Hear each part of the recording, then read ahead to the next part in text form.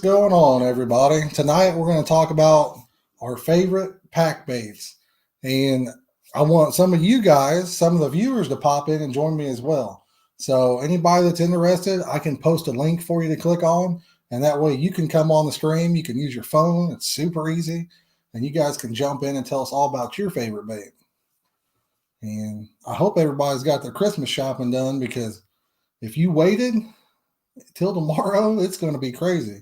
I know it was crazy at Walmart today, so it's going to be nuts tomorrow.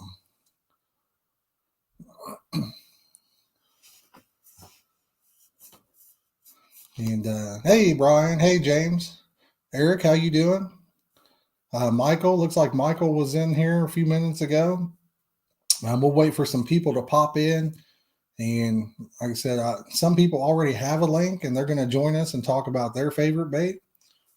And we'll move on to, we'll give everybody a few minutes to talk about theirs, and we'll hopefully get some of you guys to join us.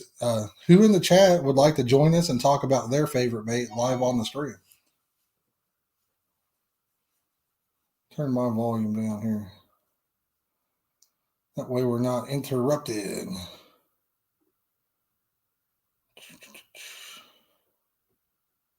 There we go. Bad weather tomorrow on the East Coast. Oh, yeah, it's going to get nasty, that's for sure. I think we're supposed to have like 16 degrees or something like that coming up. So I think that's for Christmas Day. I'm not sure if that's Christmas Eve or not. But let's get some people. Let's light that chat up, guys. Make sure you guys hit the like button. And like I said, let's get some people that are interested in coming in. Let's get some people. Let's light that chat up, guys. You'll probably hear that come back through, but we got that muted. Let's get some people moving in that chat, thumbs up in it. Who wants to join in and talk about their favorite bait? Love to get some of my subscribers in here to talk about theirs. Todd, how you doing? Mike, we got an echo. Yeah, I just muted the stream there. It should be good. I'll tell you, Brian, it's been windy here today too. 2 to 4 inches of rain. Woo, that does not sound fun, guys. Not at all. All right, Mike. Mike might join us later on. We'll see. He's newer to the Carp game, and we were going to get his perspective on it as well if he's able to make it. I think he waited on that Christmas shopping. He's going to be busy tonight. Yo, what's up, Wandering Fisherman? Georgia Fisherman, how you doing? Mike Overcash, what's up, brother?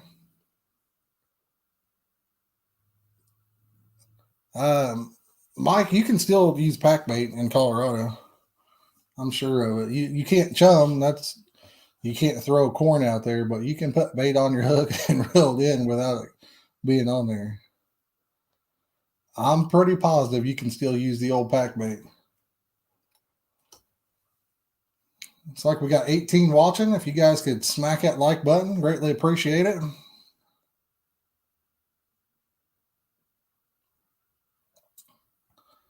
We've got Jareth. He's in the waiting room. He's going to come on and talk about his favorite bait here in just a minute or two. Jareth, if you are watching, make sure you mute the YouTube stream. That way it doesn't echo back into your phone there. So just turn the sound off of it if you can. Yo, what's up, Dylan?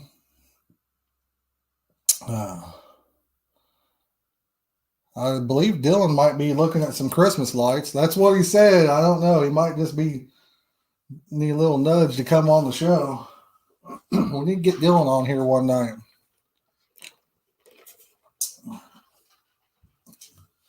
I believe I saw Outside with Tom in there. You guys check his channel out. He's got a carp fishing channel. Well, he's got a nice multi-species channel. Give him a check out on that end. He caught a huge grass carp earlier this year. Not looking forward to any snow over here. That sucks, Tom. Hate to hear 60. Mike, are you kidding me? Are you rubbing that in or what, man? Yo, John, how's it going, brother? John, we got Mike Overcash in here bragging about that 60-degree weather down there. Hold on, I gotta block him. I'm just playing. It was 50 today up here, Mike, but it got real windy and it started to rain. So, like I said, we have Jareth. He's in the waiting room.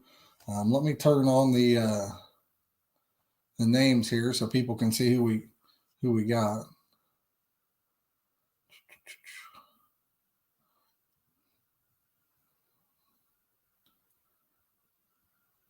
There we go.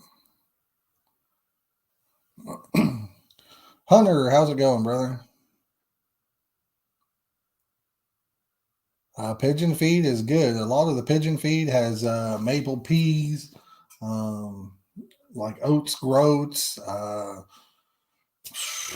Some of it has hemp seed, which is really good. We got Brian in the waiting room as well. Can't use pack bait where, Mike? 40 in South Carolina? Well, it was warmer than that here today, I think, Todd, but it did get cold, or it did get windy and rainy real quick. So for our first guest, he was here first. We'll give him 5 or 10 minutes and let him talk about his favorite pack baits. We'll bring on Jareth. Jareth, if you could, make sure you have the YouTube stream muted before I bring you on. That way it doesn't echo back into the phone there. Yo, what's going on, JP? JP, would you like to join the show tonight? I can cut you a link and you can hop in. Like I said, it's open to anybody that's watching. I'd love to get some of your guys' opinions. A lot of you I've never talked to face. It'd be nice to put a face to the screen name as well. Jareth, if you're ready, give me a thumbs up, man, and I'll get you in.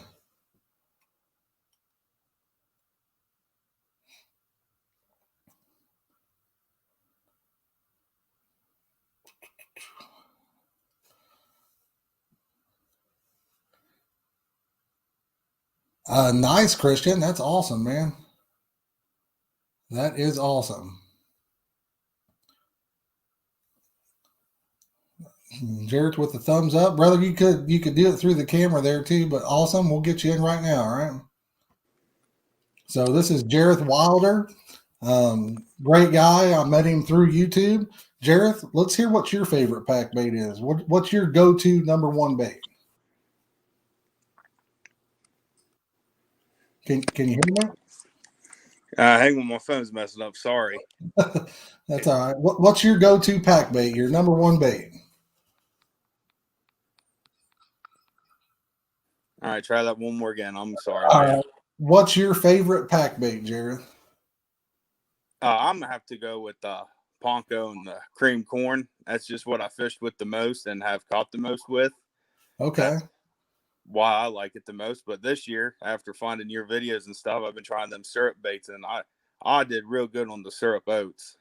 Okay. It's nice not to have to throw stuff away after you're done too. That's what I like most about it, because I always make a whole bunch up because I never know how long I'm gonna be out. Yeah, and then like I said, a lot of people don't realize the oats changed this year. I don't know about your area, but over here, they don't pack as long. They kind of dry out quicker. But if you add more syrup, they'll pack right in there again. So, did you run into any issues like that this year where you're at?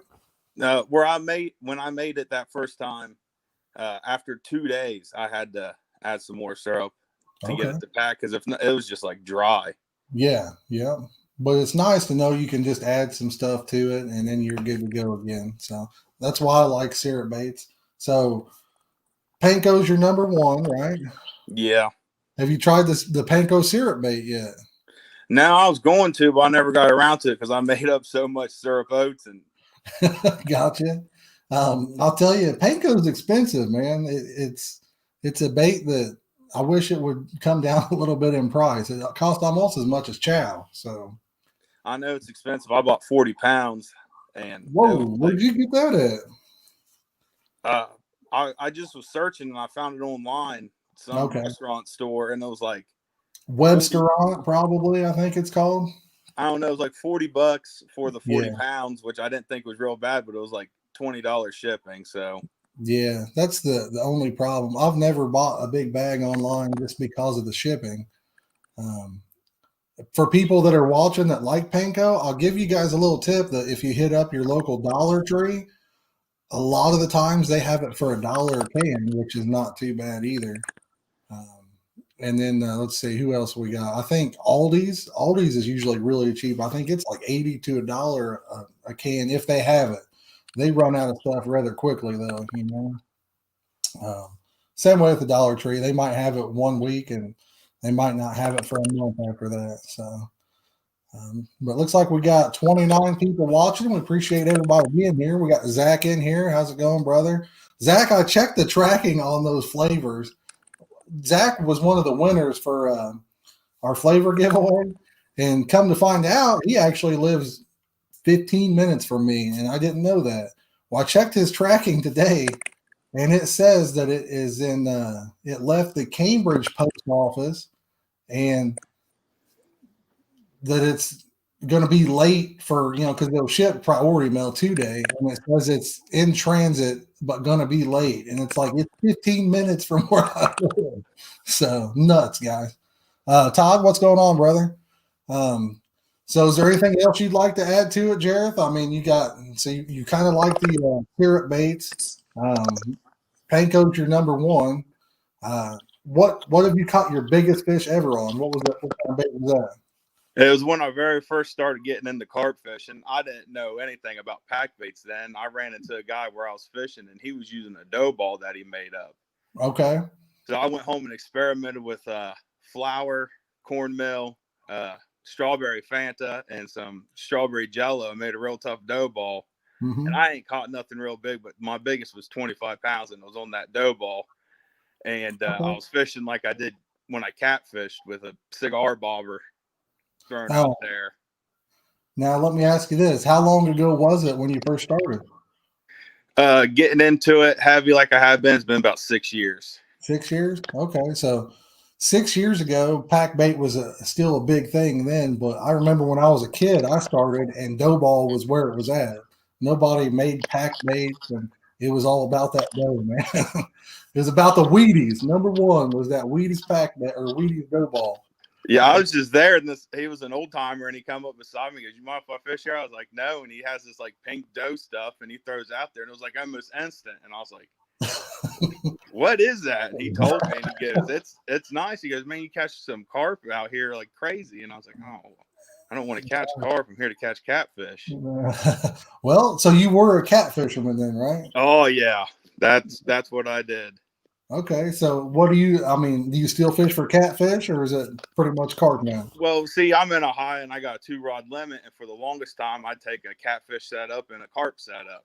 But now anymore, it's just I just take both carp setups. I think they're more fun, and I seem to do better fishing for them. I think for bigger fish, like at least in the Midwest that I know about, Ohio, Indiana, big carp are more plentiful than big catfish. At least I feel like, unless you're going to fish like the Ohio River or some particular lake. But around me, there's really no big catfish unless you go to like the Ohio River or something, you know. Where carp, there's a lot of little lakes that have some 20-pound carp in them, even parks. My favorite places to fish are parks. Yeah, I caught my mirror out of a city park this year, and I was blown away. But yeah, growing up, when I did catfish, I mainly hit the pay lakes. Yeah, and they're a dime a dozen around here. Yeah, well, I mean, there's big. Obviously, there's big ones there, but as far as in the wild, I think big catfish are harder to. It takes the right environment for them, you know. Yeah, I think carp, carp. I think there's more 20-pounders now. Once you get into the 30s, there's not a whole lot of lakes that have them.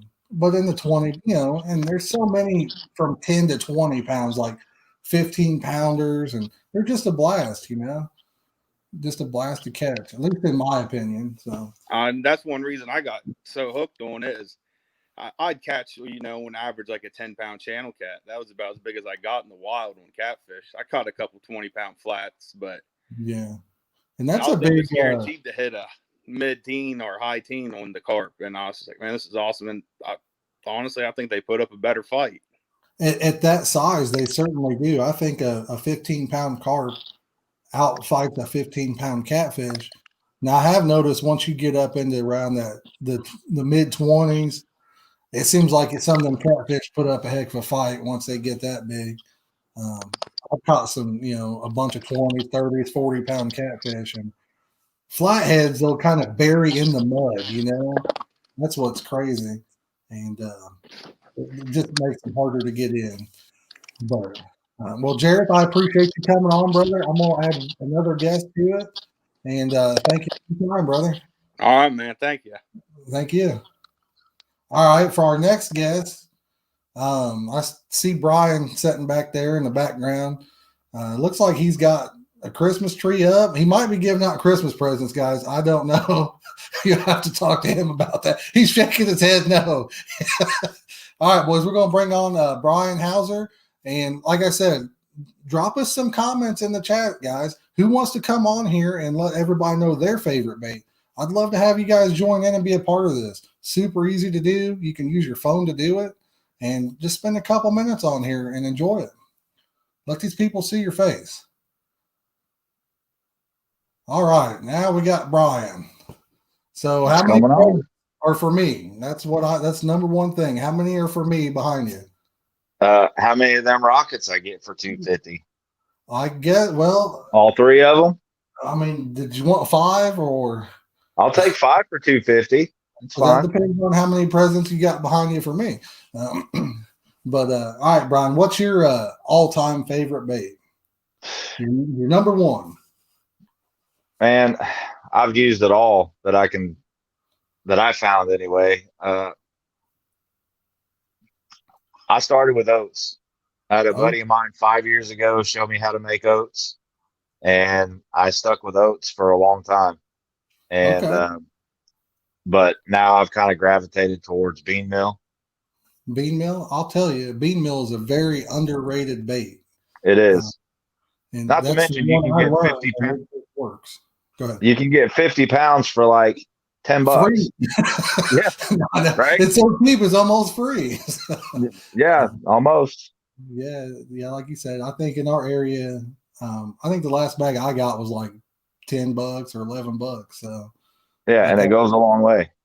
And it catches fish. That's the most important part. So and bean meal is weird. Sometimes it takes it a little bit of time for them to catch onto it, but usually when you do, you start catching higher quality fish. And you know what? It's a very, I guess I'd call it kind of a multi-species for the sucker family type fish too. Grass carp love bean meal. Buffs. I've caught so many buffs on bean meal. Obviously your common carp, and I've caught tons of big catfish. I mean, I'm considering big catfish, as you know, with our area, 20 pound and up. So, right. I've caught a bunch of them. I'm over 20 pounds on bean meal. It used to be my favorite bait because it was the only one I knew how to make when I was like 13. So, right. And it lasted, for years. That's all I used. So, but I like the syrup oats too, especially here. Yeah. A lot of places you have to throw 50 to 65 yards to get to the middle where a lot of them are feeding. Yeah. And with that syrup, you can sling it and not have to worry about it coming off. So, I mean, that's a great additive for it. And it packs tight enough that if you had a boater go over the top of you, you could probably knock him out of the boat with it and hit him like a brick. So. No, most definitely. Outside with Tom, bean meal is exactly that. It's ground up soybeans. It's very cheap. Check your local co-op grain mill.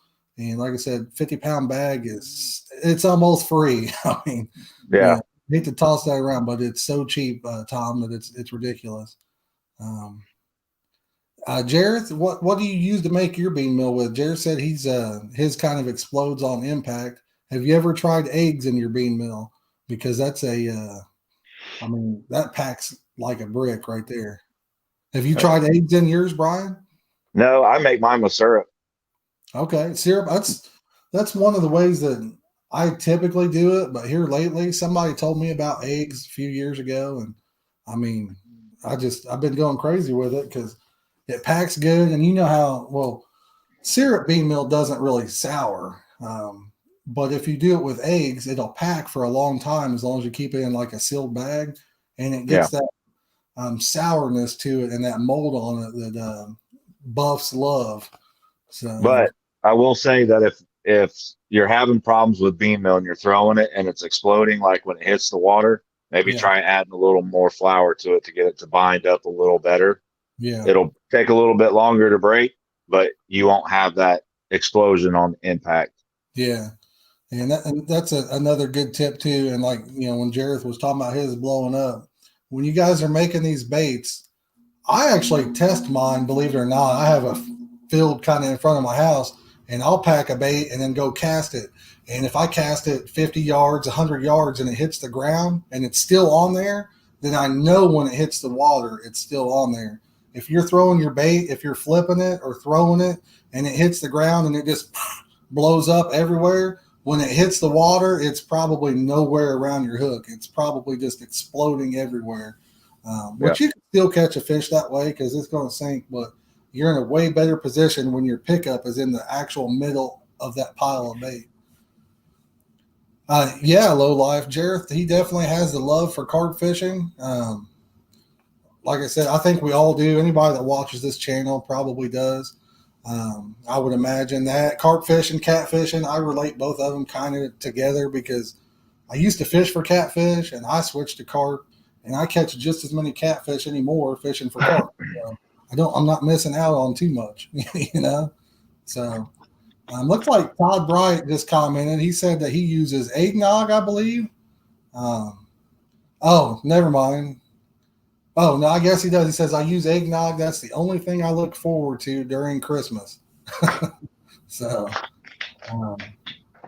and then we got 334. He switched to PVA. Now, let me ask you this, 334. What made you make the switch?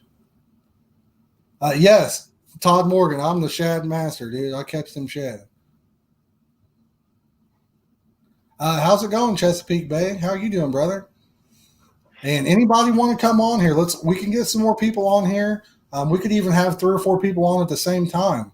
Steve, would you like to come on? Todd, JP, guys, don't be camera shy. Tell them, Brian. Is there any reason to be camera shy? No, not at all. Ain't no thing but a chicken wing. You know what You I'm saying? you look just as ugly on camera as you do not on camera. It's all I right. think a lot of people don't realize that. You know what I mean? When I look in the mirror, I think, man, that's a good-looking guy. And I see myself on camera, I'm like, that's an ugly guy. Well, I'm actually ugly. The mirror, you got to reverse it. So, Jared said his biggest channel cat was caught on panko. I've caught a lot of catfish on that panko too. That's for sure. Especially if you mix it with corn. Yeah, You mix anything with corn, you're going to catch catfish. That's true. I've even caught them on you catch them on syrup baits too, but I caught a bunch of them this year on syrup panko. Paul Nation Cats, he wants to know how you make the oat pack bait. Paul, I've got a bunch of videos on these. You can check them out if you want my take. I'll let Brian give you his take on how he likes to make oats right now.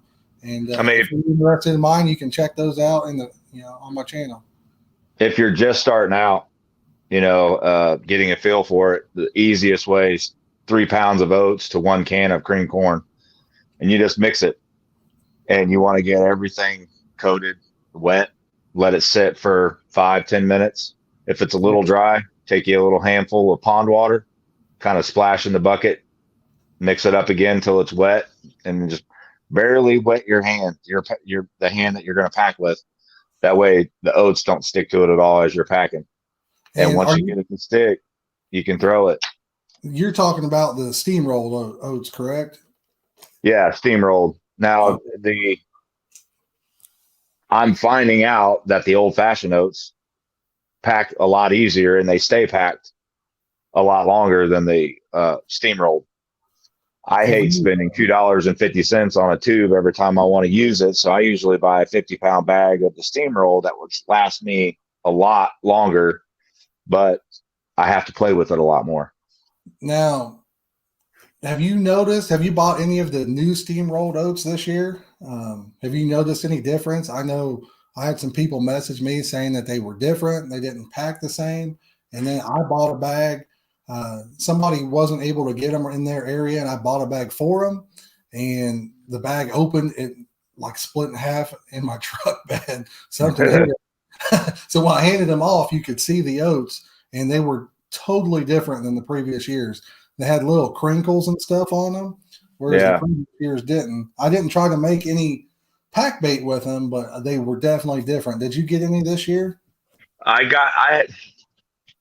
Well, this is a funny story. I tried to get some. When I went to North Carolina for my birthday, I went to the feed store and said, "Hey, I need, 25 pounds of oats. Yeah. I'm going out of town fishing." They said, "Okay, no problem." So they bring out a bag. I don't check it. I throw it in the car. I pack everything. We head down to North Carolina. I go to get them out to use them when I went to Creekside, and it was 25 pounds of cracked corn. Oh, no way. So, yeah. Well, So I want to give everybody a tip here. If you guys are ever on Tractor Supply's website, or if you're in their store, they have what they call steam rolled oats.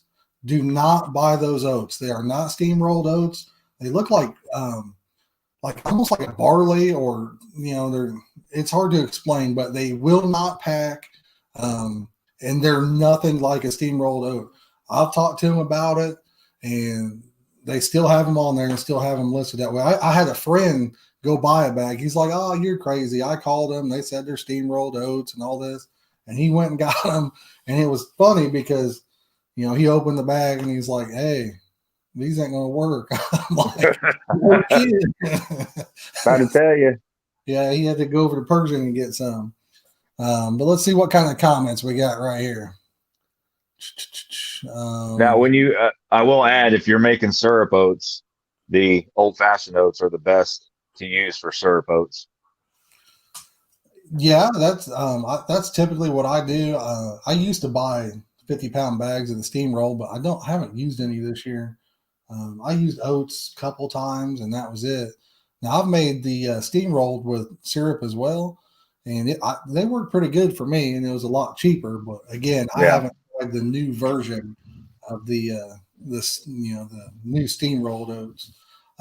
Looks like Del C says he was looking for a pack bait that dissolves quickly, so pop up boilie will come up. Well, Del, I'm going to tell you like this, brother. You don't want a bait that dissolves too quick, because on the way down you've got the water hitting it, and that will tear your bait apart as well. So try to at least have a bait that takes, I would say, in my opinion, a couple minutes to break down. And if you're fishing deep water, you may even want one that takes 4 minutes to break down. That way on the way down it doesn't all come apart on you. But there's lots of good ones. Oats, that's one. With the way they changed them, I noticed my recipes take a lot longer to break down on the new old-fashioned oats, because it used to be a couple minutes, and now I think it's like 3 minutes or so. If you want something to expose that pop-up, try packing your bait around your lead and then taking your pop-up with your hook and attaching it to the ball, on the outside of it. So when it does fall, your pop-up is already exposed. Yeah, I'm going to guess it looked like he was probably a Euro style angler. So I'm going to guess he probably does that. And then Mike, he just said that too. He said, "Can't you just pack it around your weight?" And yes, the short answer is yes, you can. The weights that people use, like Euro type fishermen, which is a big thing over here too, is called a method lead. And here's the one thing about method leads: they are very expensive, guys. You're looking at it could cost you $2 to $15 for just one. And if you're fishing anywhere with snags or anything like that, and you break off, I mean, that's something that it stinks, And like losing your favorite lure. Fish have a lot of snags in them. So I found for me, I can throw it just as far, just as hard by packing it around my actual hook bait. So that's why I do it that way to save money. And I even went as far as to buy a no roll maker to make it even cheaper on myself. So JP says that he does a double hook on one ball and just a pickup on the other hook. JP, there's a lot of people. Brian, do you use two hooks? Well, every once in a great while. When I go to North Carolina, absolutely. The only place around here that allow you to use double hooks are Lake Legends in Somerville, Ohio, and Elkhorn and Richmond. Okay. I typically only double hook when I'm corn fishing. If I'm fishing around here, it's just two hooks on a corn pole. That's it. Down south, I put one ball around the hook with the pickup, and my free hook, I'll put just a pickup on and I'll just throw it. Now, have you noticed, like a higher catch rate? I used to use two hooks when I was younger, mid-teens, maybe even early 20s, and I just basically ended up getting stuck by a hook or getting it caught in a net a lot. Do you notice an actual higher catch rate yourself with two hooks? Well, I wouldn't say it's a higher catch rate, but you can get a lot of information pretty quickly using two hooks. For one, if you could have a certain color bead on one hook and a different color bead on the other. And if you're catching and if you're noticing that they've got a blue bead in their mouth more often, you may want to switch to a blue bead because that could be a color that they see well that day, or it could be just coincidence. I don't know. Yeah. But typically when I'm corn fishing, I'll put 3 or 4 pieces of kernel corn on my hook on one of them, and then just a bead, like a yellow bead on the other. Okay. And then I'll throw it out. A lot of times they've got both hooks in their mouth. It's just the bead because they're out there picking things up. But I wouldn't say I really notice a different, catch rate as far as catching more, but I can get on the fish quicker if I use them. Hustler wanted to know if you were saying something about a corn ball. I don't remember hearing you say something about it, but that might have been Jareth using cornmeal. It could have been. Yeah, you're right. It could have been. Hustler, I can talk to you about cornmeal. It doesn't matter. He might be interested in like the mealy bomb. Hustler, I've got a couple videos on that. Yeah. They're really easy to make, actually. I would recommend instead of making the mealy bomb, I would do it in a manner where you actually add it to your pack bait, like in a 50-50 mixture, so it casts a little bit better. JP says he uses a corn pop. I've never been a big fan of the corn pops. I'm assuming he's talking about the actual corn pop cereal that's kind of like flat. Yeah. I've never been a big fan of that for myself. They produce a lot of fish down south. Yeah. Especially Ward's. Ward's fish love them. Every time I go, I use a plain sugar pop on one hook almost every cast. Yeah. And I've heard of people using, isn't there like a sugar smack or something like that? Sugar smack, yeah. I've not tried those. Yeah. But I've tried Reese's peanut butter cup. I've tried, tricks. Is maybe here coming up soon we'll do a stream or something where it's all about the pickup and give a bunch of different options, because there's so many. I mean, there's just too many different pickups. I know. I'm constantly in my bait room making up different pickups, trying to get different mixtures for different colors, and so I'm constantly trying to figure out a different way. And for me, I have no idea why, but I've always liked the pink beads or the pink pickups. I don't know why. I think it catches me more than it catches fish, but for some reason I feel like it does better. I like bright colors, and I don't really think it matters, but it catches me. Have you ever seen the video where they did the that's what I was getting ready to mention. Underwater, where they actually took all the fake corns underwater and you could see how long you could actually see them? Yeah, I mean, pink lasted the longest. Yeah, but it was still, you really couldn't make it out after just, no. I think it was like 6 or 7 foot, you really couldn't make any of them out. But it makes me feel good inside. So, Right. I like bright colors also, but a lot of times if I'm fishing just like with my bean mill, I just put on I don't use a pickup. I just put on a bead. Yeah. And just let it, because they'll root around in it, picking up the little particles of the bean mill and whatnot. They'll get it. And it's all about a confidence game for people that are watching. Whatever you're confident in, that's what you want to go with. Like I said, I'm a confident guy with just a bead. A lot of guys are confident with that pickup. So whatever you feel like you've had the best success, whether it even matters, you want to be confident when you're fishing. So when you're sitting there and you feel like you've got the best setup for you, that's what you want to do. So, hey, Eric, what's going on, brother? Todd Bright says he uses cantaloupe for a pickup, or what are you doing? Probably puts it on a hair rig, maybe. Roger Whitaker's here. Roger, did you want to join in and talk about your favorite pack bait? I'd love to get some more guests on, guys. We got nobody waiting in line, so we got plenty of spots. Love to get some of you guys in the chat in here. We got 37 people watching. Don't be camera shy. I'll shoot you a link and hop in here, and we'll keep Brian on too. We'll do a 3-way screen, and I'm good with it. Going on. But JP says he catches them on anything. So I mean, I'm that guy too, man. I'm confident. I'm confident in the bead, but when I go fish, I don't even think about it. I sit there and I'm like, I'm gonna catch fish today. Roger's at Walmart. Well, that could be a show all in itself, Roger. We might need you on just to show how crazy it is out there right now. Matthew wants to see your bead collection. Mine? Not the anal bead collection, Brian. The fishing. All right, guys. I'm sorry. I should have bleeped that out. I'm sorry. Oh my! This a kid show? We're family friendly here, guys. They don't know what that is. JP, you're cooking. I'll hop on here. 334 says I'll pull it up so you can see it. He says after cooking corn and party mix, he cooks hemp in the water and adds a container of hemp hearts and lets it steep. Then he uses sweet feed to soak up the water and add salt to it so it doesn't melt the PVA.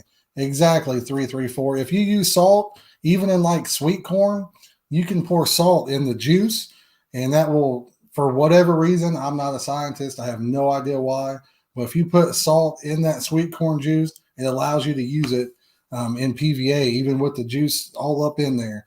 But when it hits the water, it blows up a lot faster for some reason. And I'll tell you too, when I've made hard corn and I've actually, after I boiled it and put everything in it that I want to put in it, I'll let it sit in a bucket outside. And when I'm done with that particular bucket, 2 pounds or 3 pounds, I'll take what was in that water that corn was sitting in, and I'll mix it in oats because it's soured. It's got salt. It's got garlic in it. And it works. Yeah. I see my son just typed in here. Clayton, why don't you come down here and tell us what your favorite pack bait is? That'd be a good perspective from a. He's going to tell you whatever it is, whatever you make is his favorite. There you go. For the longest time, I'd pack that up for him, but he's getting where he can pack it and throw them casters now. So this year, he might be a little father-son competition. Oh, he'll win every time. Do his, so. Jareth says he wants to know more about the bead. He's going to try it. Jareth, I actually have from earlier when I was on Facebook streaming. I have a hook and a bead sitting here. You're in luck, man. Say mine are put up, but so I'll show you. Brian has I believe they're like a rubber type bead, right? No, they're hard plastic.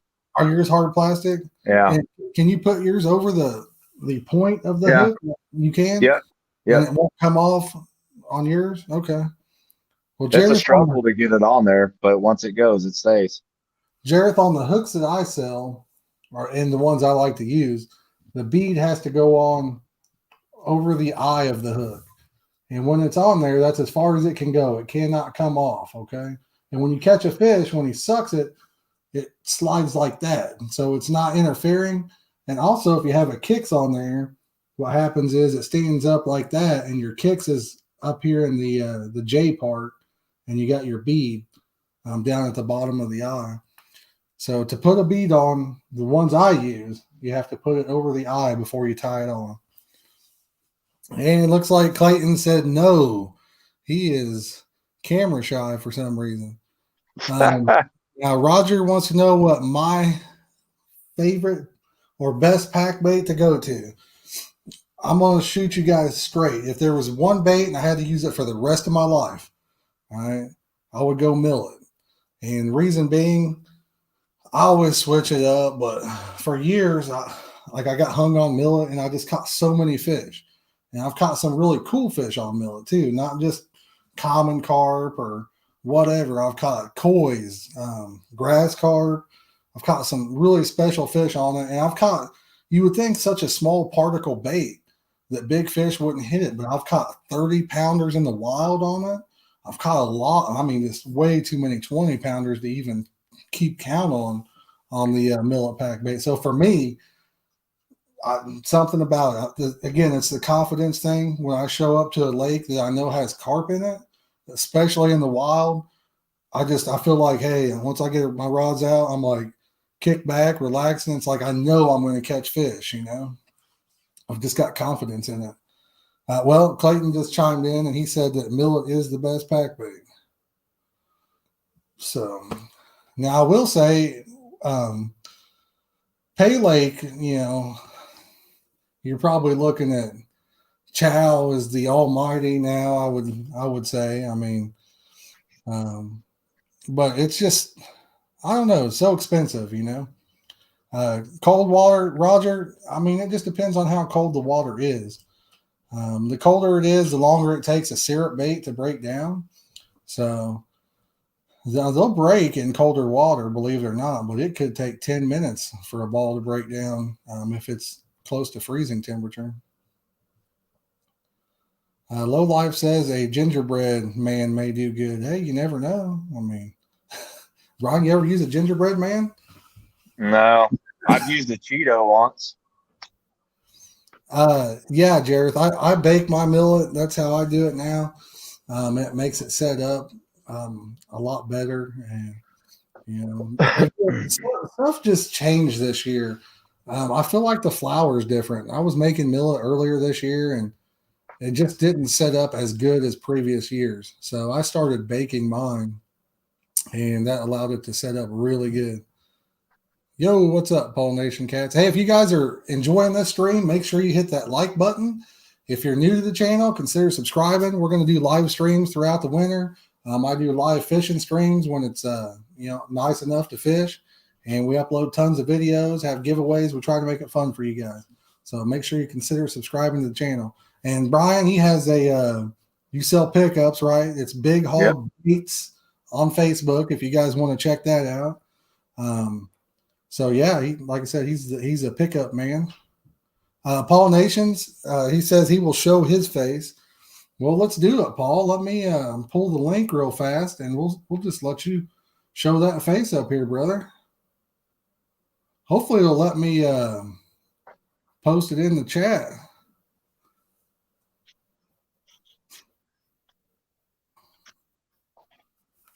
I believe you may have to actually copy it and paste it in because I think YouTube might have disabled links in the chat. Can you guys see that? Zach, anybody else that's watching, can you guys see the link that I posted in there? If not, I'll have to go back to the YouTube and put it in the comment section. Todd said he uses a yep, we got Paul in here. I see you in the backstage, brother. I'll get you on in just a second, okay? If you would, make sure you have the YouTube stream muted so that way it doesn't echo back in. Sean Abney, how's it going? Okay, Clayton said he could see it. We got Zach in here now. Mike, he said he messaged a kind of a famous angler to see if we could get him on. But Paul, we're going to bring you on. We'll let you stay on here with all of us. How's that sound? Sounds good. We'll make you. Let's see if we can make you. That's as good as I can get it. Oh, it's fine. I'm a little channel anyways. Oh, that's okay. Do you carp fish then? What do you got? Well, because the method leads are so expensive, Yes, they are ridiculous. I actually I use something that you use for drywall Oh yeah, to yeah, the anchor plastic drywall screws things. right here. Okay, I yep, just cut yep, off the end and just slip it straight through. yep. And I don't know if It you've seen it, but there's actually a mold for those now where you can pour them with the inline hole um, to oh, to make a basically a method lead with those. oh Um, really? yeah, have you ever heard of hog sauce? Hog sauce, I think, has them on their website. Actually, No. I don't know what they cost, but yeah, you can get a mold to make something almost identical to that. Yeah, this is like it's just metal that I've done on plastic. Yep, Uh yep. I've tried not panko breadcrumbs, but I tried regular breadcrumbs, sweet corn, and cherry jello, Hey, what's up, JP? and Um, I didn't catch anything with that. really? Well, what's your favorite bait? I'm trying to get into it. Okay. That thing. That's why I was asking about the oats. Okay. Well, let me ask you this: So, what state are you from? That way, I know what the weather. Illinois. Illinois. Well, you got some big buffs up there. I heard. Is that Hmm. true? Yeah, I Oh heard yeah, they were like some 50, 60 pound buffs up there. I yeah. um, There's there's a lot of Asian carp up here also. oh, there's Asian carp. Yeah, those are no good. A lot. Those are They're no Uh, everywhere. good. And once those get into a wild water, like a wild river, they spread like fire. They're just yeah. Did So you well, try th- go ahead. Did you try throwing that bread plain? And did you freeze dry it at all? no. I found that if you're using like regular loaf bread and you grind it up in like a blender at like a couple pieces at a time, don't put the whole loaf or half a loaf in there because you'll jam up your blender like crazy. And Yeah. then you could put it in your freezer and freeze dry it. I don't know why it works better because if I've done it just a regular bread with like you said cherry or strawberry or grape, Mhm. can't catch a thing on it. I put it in the freezer, let it get freeze dried, pull it out, take it. I catch fish on it. I don't know why. It's weird. Yeah, Uh, I for your pack bait, Paul, I'll ask you a couple other questions. We'll see if we can work out something through it. Are you able to cast it at a long distance, or does it come off? Do you lose it a lot of time when you cast it, or no, try to pack it stay, as hard as I can. okay, so it stays on when you cast? Yeah. Okay, I was gonna Is say Yeah, it breaking down? 9 times out of 10 it stays on. okay, But I also put like a piece of sweet corn on my hook. gotcha. So you say 9 out of 10 it stays on? Yeah. Okay, like the Does it bait, break down though?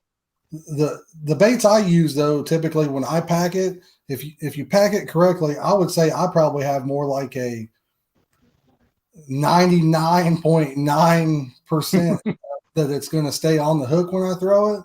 Yeah. Even if it's 9 out of 10, I mean, because if it comes off out of every 10 casts, it tells me that some of them might be on there good enough to throw. How far do you think you cast? Mm, maybe 50 yards to Okay. 100. Well, 100 yards is a good cast. So, I mean, if you get one that far, 9 out of 10, that's probably okay. But even at 50, like, I mean, if you're hitting 50, but if it's packed good enough to go 50, but when it hits the water, if it's deep or whatever on the way down, I mean, obviously, if you've ever dove in the water, you got the negative pressure and all that Oh, stuff. yeah. So it can tear it apart. But if you want, hit me up on Facebook and I can send you a couple recipes or a couple links to videos of some baits that you can try. Yeah, the breadcrumb one, I kind of use catfish and carp. Luke Okay. hit kind of like his recipe, but it really Well, I mean, I'll be honest with you. It's panko is panko, so it's a, it's a similar recipe to his anyway.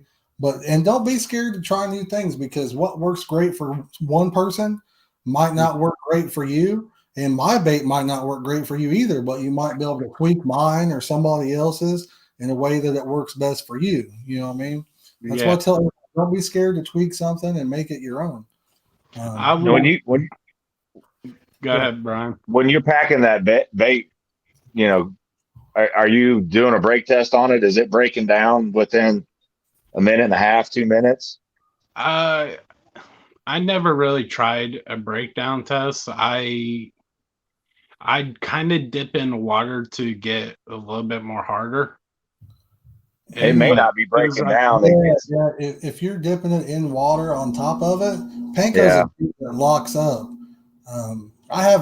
My recipe adds bean meal to it, so that way it doesn't lock up for people. Because panko, if you get it too wet, it will literally. Have you ever reeled it in and have it still on your plastic screw? Never have. No. You let it set for a long time? Yeah, I'd let it sit for a while. Okay. It may not be breaking down for a really long time. I usually let it sit about 20 minutes to half an hour before I bring it back in and redo it. Okay. And it will fall. It's not on. It can fall off when you're bringing the retrieve in. The water will. Yeah, when you're reeling can knock it off too. A bait that's locked up can still fall off. Also, I know try up there in Illinois area and target some buffs. I'll catch one of them big wild water buffs. Well, I'm in central Illinois, so I'm not sure where they're located. Have you ever heard of Avid Fisherman? I think it is. Yeah, he's there's a few fishermen here that does shows here in Illinois. Okay, yeah, Avid has one. I think I heard him talk about there being large buffs in the Illinois area. I think that's where I heard that from. Yeah, I think he's mainly a catfisherman, but I do believe I heard him talk about big buffs up there as well. I've heard about a bunch of big carp here in Illinois. Yeah. We might have somebody else that's watching that's from that area. I haven't seen him type anything in the chat. He was thinking about coming on and talking about some baits. I met him down at Del Hollow, and he was mentioning that there was a lot of carp, and I know like that 20-pound range, I think, up there. So yeah, I know people that just use sweet corn on the hook and they're catching them. Yeah. Carp they're really an easy fish to catch in a lot of ways. It doesn't take anything fancy to do it. Now, some things work better than others, and it's like anything, once you get it, you get it, But sweet corn is a great bait for sure. Like earlier, I asked about oats, honey, and Jello, if that will work. Yeah, I mean, honey's kind of like a syrup. That sounds like the video that Fishing with Billy did. Is that what, I think I saw him do a honey and oats or something like that. But yeah, anything syrupy like that, it'll work. Like I said, I mean, I'd love to hear the story from you when you get a big one. Make sure you message it. I do live shows. So, you do live shows too? Yep. Okay. I've been here lately. I've been getting skunked. So, but it's a weird time of the year. Yeah, now for sure. Cold weather, unless you're catfishing. Right now, catfish fever, baby. Well, that's what I've been trying to do is catfishing.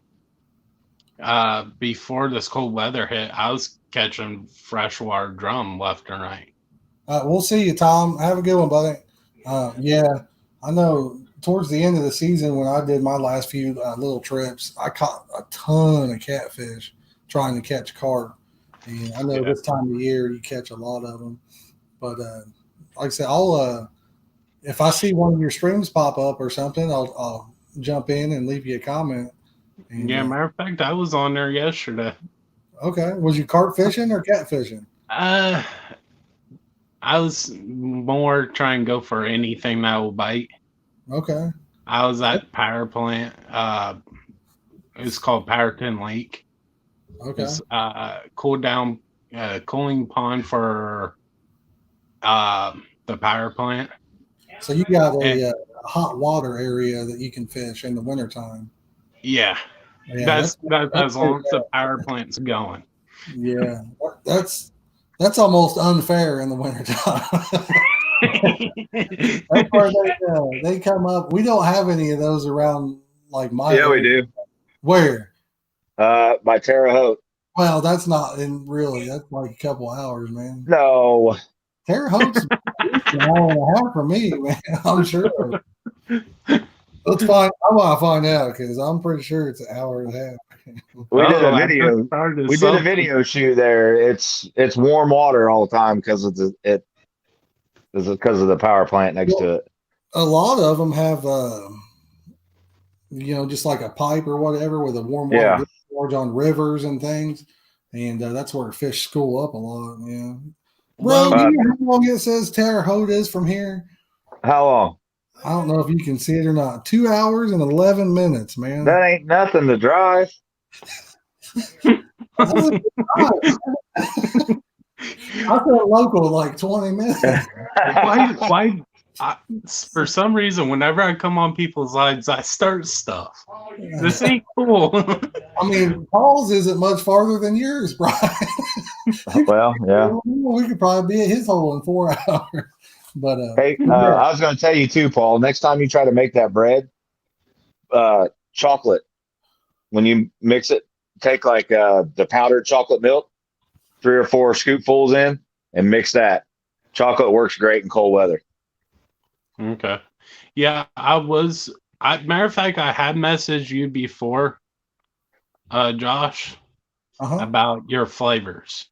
Oh, you did? Okay. Surely One I time. responded, didn't I, or no? Usually I respond back rather quickly. You did. And I'm thinking about getting at least one. So. Well, I'll tell you, if you're just looking at one, it probably wouldn't be worth your while just due to the shipping cost on one. If you pair it with a few, then it makes the shipping kind of brings your cost down in total. I'm running a thing where you get 10 bottles. If you buy 10, you get free shipping right now, but I know $60 is a lot. That's the thing. Mm-hmm. But shipping on one bottle would cost more than the actual bottle itself, Yeah. So that's the bad thing. Yeah, I asked you about your powder, like the actual pack material, and you said that you didn't have any at that point. Oh, are you talking about different like the pack baits I sell? Yeah. Yeah, I probably won't start selling any until springtime. Like I said, in our area, Brian knows stuff freezes over here real soon. So And everybody in our areas, they throw chow right now. Yeah. They throw chow all year round. But yeah, I'm selling stuff down south, but in my area, I sold a lot of the baits locally too, and I don't want to make a bunch up and then all that stuff. Hey Maurice, how's it going, brother? Hey Maurice, congratulations on your win. Congratulations on winning that hardware, brother. Let's see what all we got. Paul, we may get you out and see if we can get somebody else in. I wish we could get some of these. We got 49 people watching. I'd love to see some of these new faces. I know a lot of people from chat, just their names, and I've never met them face to face. I would love to get them in here. Hopefully we can get some to join in. But Paul, he has a channel. If you guys want, take a look at it. He said he does some live fishing. So if you want to show him some love, go right ahead, guys. Paul, we'll catch you on the next one, brother. See you, Paul. Be on flip, fish on, buddies. Yep, you too, man. Tight lines. A few hundred, man. John, viewers. Oh, I wish, man. I mean, we got 47 watching. So, guys, who wants to be on the show? Tyler, you want to be on? JP, Maurice, you want to come on, brother? Uh, let's see here. We got 334. He's in Alabama. They got. Oh, I know North Florida got them grassies. I don't see anybody actually catching the commons over there in Florida. It seems like it's all about the grassies. Austin, you want to come on the show, brother? I'll put you a link. You can click on it and join in. Tell everybody your favorite pack bait. Don't even have to stay on long. Maurice, hopefully it's not a bad thing that you're at the hospital. If it is, we'll be wishing you a speedy recovery. JP, you've been eating for an hour. JP's like, I come on, but I'm eating. What are you eating, brother? That's what I want to know. You got to save that stuff for Christmas. Let's see what we got here. We got JP Racing. He's in the house, as well as Carp Fishing JP. Let's see who else we got. Roger, did you say you wanted to join in here with us? 334 Outdoors. You want to come in, brother? Jareth, he said he catches a lot of buffs in the wintertime. Jareth, we don't have a lot of places to catch the wild water buffs around here, unfortunately. White River's got some. I don't know how. It does. I don't know how common they are to catch out of there, but I know they've got a few. That's the only place that's, I mean, I'm sure there's other places, but, that's the only one that's super close. Todd, you want to come on? If you do, we'll put you on here, brother. Yeah, 334, you can do it from your phone with no problem. Just remember, once I do pull you in to mute the YouTube stream, that way it doesn't echo through there.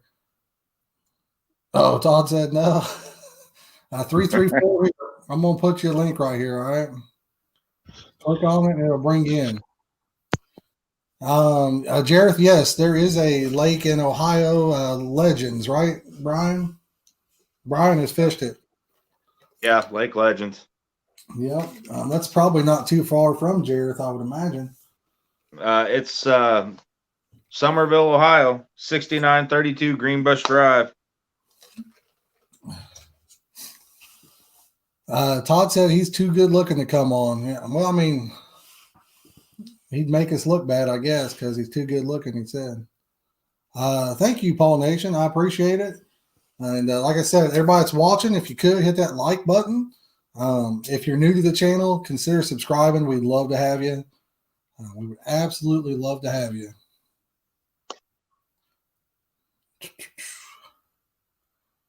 And we, if you guys haven't checked out some of our videos, we have a giveaway going on right now for the whole month of December. We've given stuff away. And we've got a Piscifun Viper X giveaway going on. That's going to end December 27th. We will live stream and find out who the winner is live on that stream, guys.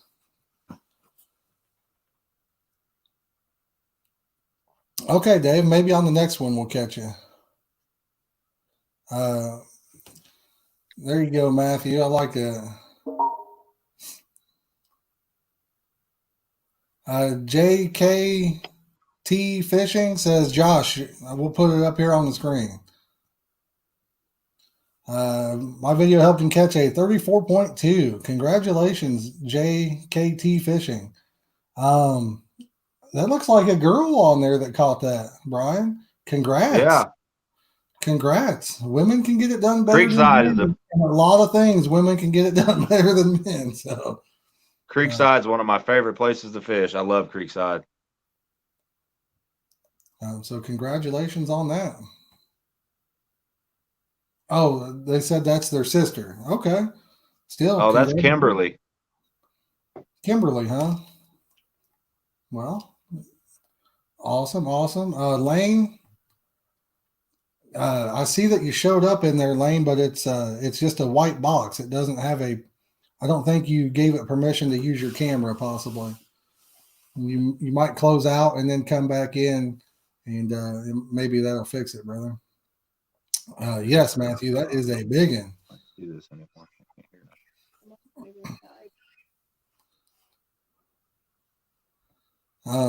And you never did say how many presents back there were for us.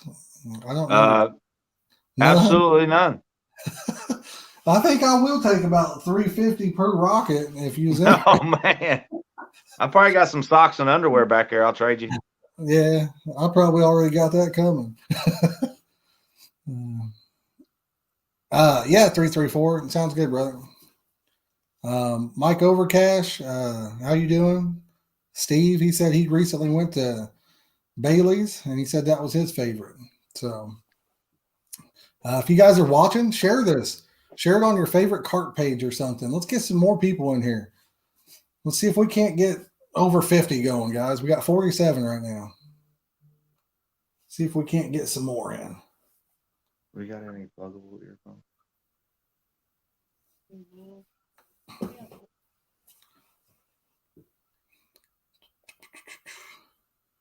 And while we're waiting for 334, does anybody else want to join in? Like I said, don't be camera shy, guys. Do not be camera shy. JKT, you want to come on here? You or your sister, we don't care, whoever you want. You want to come on? Tell us about your favorite pack bait?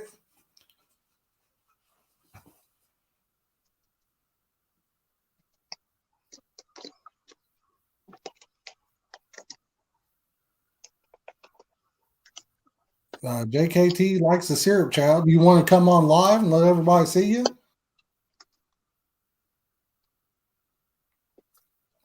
Dave, a lot of people use goo. I actually have a video on how to make it for probably like a 1/4 of the price of what you would pay for it. So, hey, you do it all by yourself.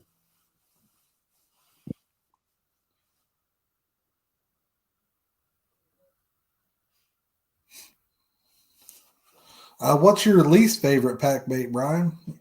If there was one you could just throw out the window and never use it again, what would that be? Well, it's a toss-up between chow and millet. My favorite bait, he hates it. Hold on, we got to block Brian on Facebook. I haven't made a whole lot of millet. That's part of the reason. Now I know how to make it, and I've made it, and I've caught fish. I don't know. There's something I just don't really care a whole lot to use it. You know what I mean? Thing. You probably not used it much, so you just have the success on it. So right. Yeah. I mean, the biggest fish I've caught off millet was 24-6. That was at Elkhorn. Yeah. And I let it sit for about 6 hours because I fell asleep. Wow. And it's one of those baits that I fish with just a bead. And I just let it sit. I pitched it about 5 foot off the bank. I just let it sit and went to bed. So tips for carp fishing tips for carp fishing in a small river. What to look for in rigs. Well, JP, my first thing would be like, how much of a current is there at that river? That plays a major factor in anything you're going to do with a river. Dave, yeah, I mean, you can put, like I said, you can make your own goo and you can dip your ball of bait in it, your pickup in it, anything you want. Hunter Wolf wants to know why Indy Lakes is not in the Northern Pay Laker Tournament Series. I don't even think they have a Northern Pay Laker anymore, do they, Brian? No, it's Midwest Carp Masters, I believe now. I'm not sure why they're not in it. I know Billy likes to run his own things on the weekends and whatnot. That could be a reason why. I don't know. I have no idea. It's a great place to fish, though. Jareth, for a breaker with the millet, you can use soybean meal. Keep in mind, if you use bean meal, it will kind of dry out faster on you. You might be able to use it for a few weeks, and then you'd have to add a little syrup to get it to work. If you use wheat bran, the wheat bran kind of soaks in the syrup, and it will last longer. And that's a good breaker as well. Wheat bran will break anything down just about. The other thing will, so I was messing around with this past season with not using wheat bran, but oat bran. Yeah, that'd probably do the same thing. There's a lot of things you could put in there and make your baits break down. Dave said he likes Indy, or he loves Indy, but he loves Hubbard's too. So. Oh, Hubbard, yeah. We don't really here in Indiana. We don't really have any terrible lakes to fish. That's the great thing. A lot of the lake owners keep up with the property. They'll put fish in. They'll do what they can to make fishermen happy. Like Lake Legends in Ohio. The days that he has his tournaments, he pulls in a catered barbecue for everybody.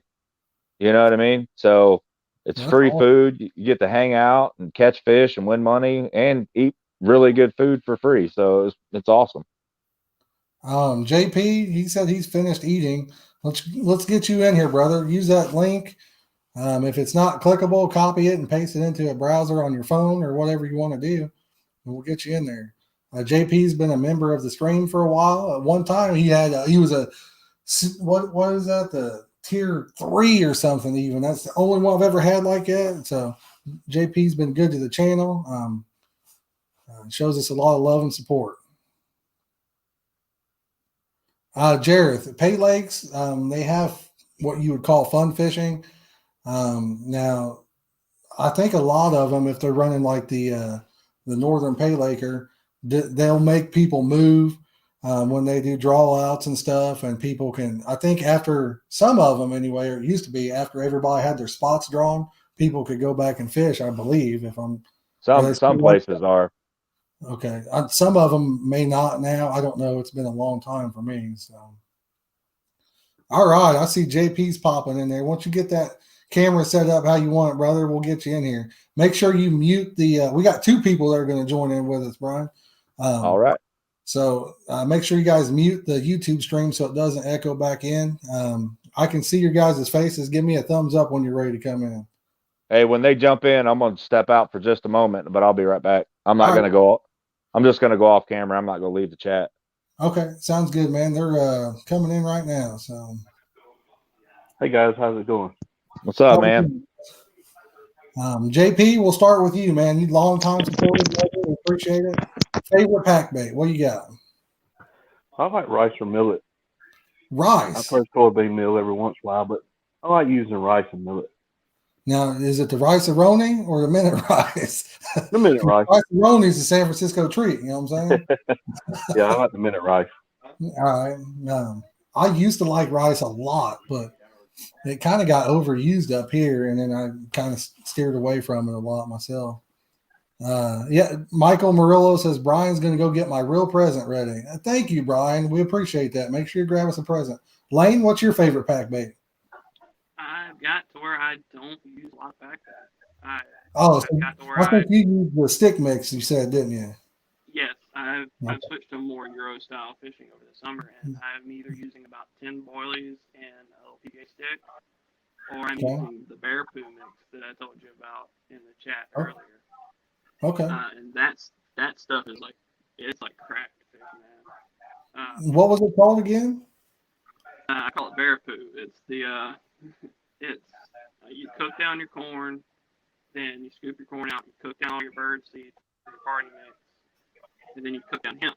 And then after your hemp splits, you dump in a container of hemp hearts. I remember reading it in the chat now, yeah. Yeah, when all that steeps for like 30 minutes, you add in sweet feed to soak up the liquid. And that stuff drives fish crazy. We have a lot of mullet down here because I live right on the Alabama border. So the biggest thing I have going for me is there's a ton of mullet fishermen down here. Yeah. So they dump in sometimes a day upwards of 50 pounds of rabbit feed. Okay. In order to snatch mullet, they come out here with basically a brim buster with 30-pound mono on it and 2 great big treble hooks. Yeah. And they put a little piece of worm on it, kind of like a pickup or a little bead, like y'all guys would use. And they'll drop it in there and wait and watch for it to just twitch just even a little bit, and they snap. Well, I know about the hemp you were talking about. You said that's like crack, and hemp is it's a carp magnet all by itself. Yeah. Back in the day, lakes, I was kind of one of the first guys around here to have the hemp, and oh my goodness, game changer, absolute game changer. time. Yeah. Now, when I'm using it, I also put it in my spot mix, and I'll kind of shake the hands off in the edge of the water, and the mullet will just get right around the base of my rod and go crazy. Now, they say if you use too much hemp seed, that a carp will actually get lost in train of thought and try to search out every little tiny piece of it and ignore a hook bait if you overdo it. That's what I've heard. I've never had it happen that I know of. Each time I make a batch, I make between 50 pounds and 80 pounds of corn. I use 2 5-pound bags, which roughly doubles to at least 20 pounds of birdseed.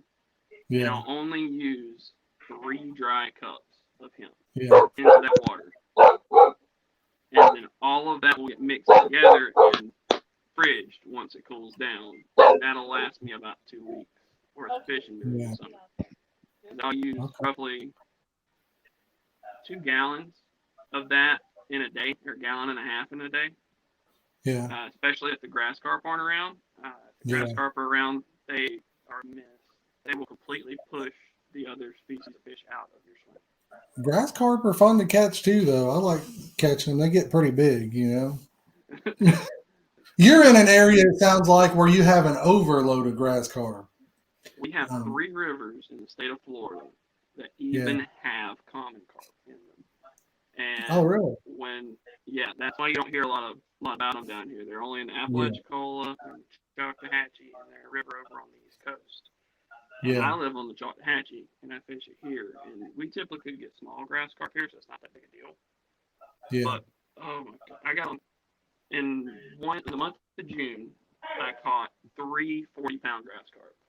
Yeah, but you're in Florida, you said, then, right? So you live in Florida? That was done in Florida. I live in Alabama, right on the border.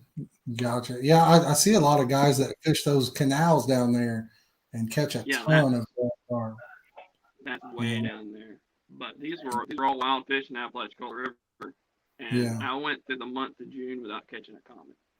I caught nothing but grass carp. And they 40-pound grass carp fights like a 5-pound catfish. Well, see, up here you could go, unless you're in the right place that has grass carp, you could go years without catching one.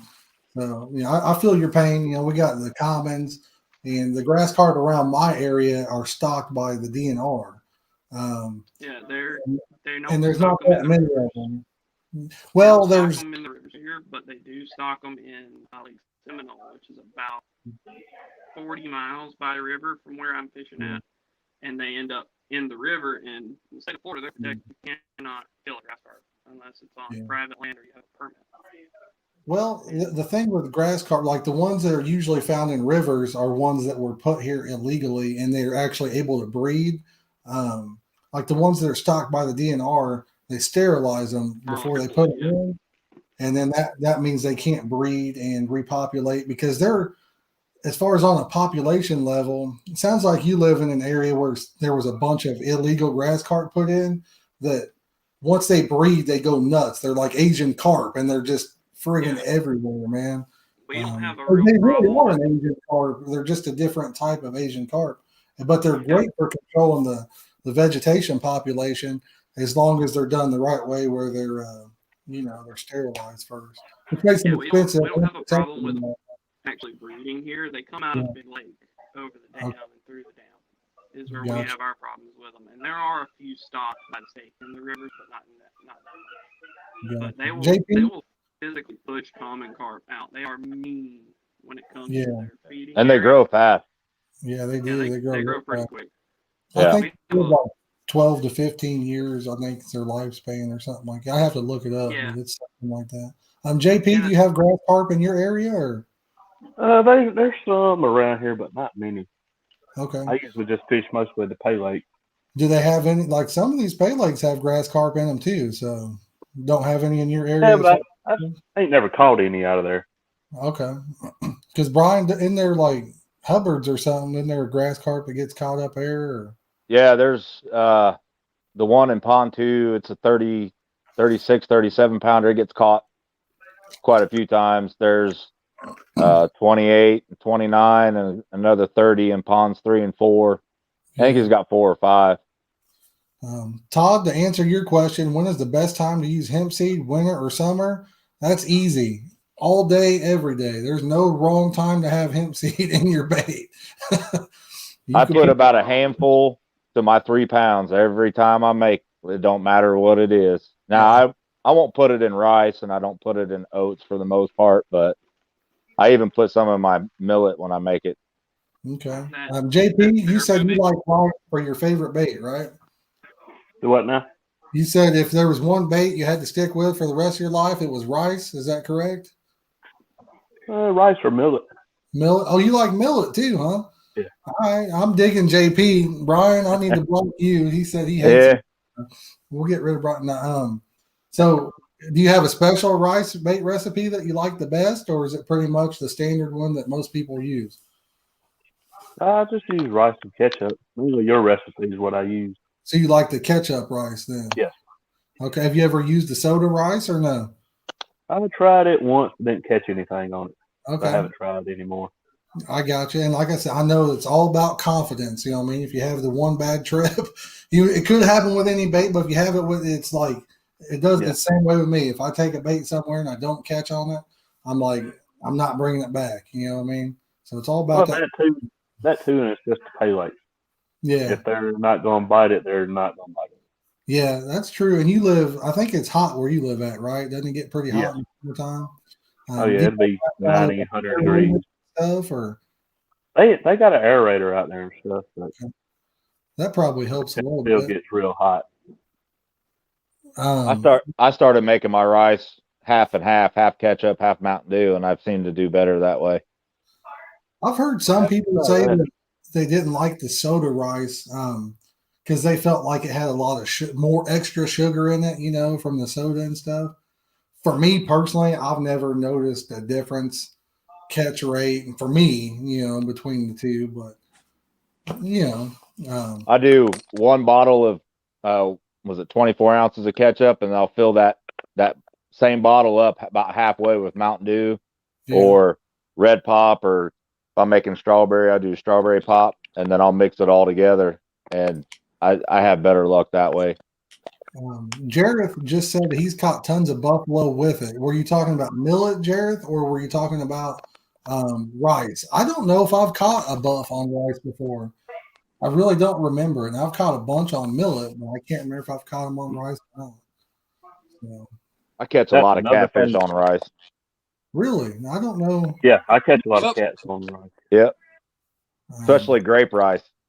Oh, yeah. I'm going to step out, y'all. And Jareth said that he's caught a bunch of buffs on soda rice. So that clears that up. Like I said, I don't remember if I have or not. I think Lane, he may have got kicked out or something. Or he said he was stepping out. Oh, okay. And then JP, so as far as millet goes, now would you prefer that over rice, or which one would you take if it was your last bait? You can't use nothing else. It's that for the rest of your life, man. You going rice? Millet. Millet?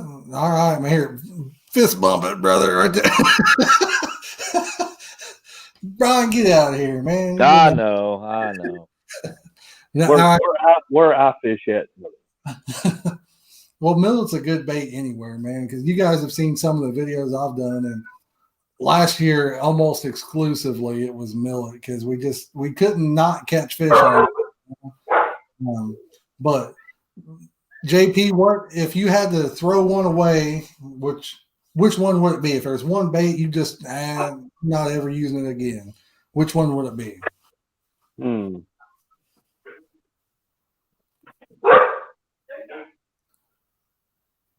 I don't know. I catch fish on just about everything, but if I had to throw something away, maybe oats.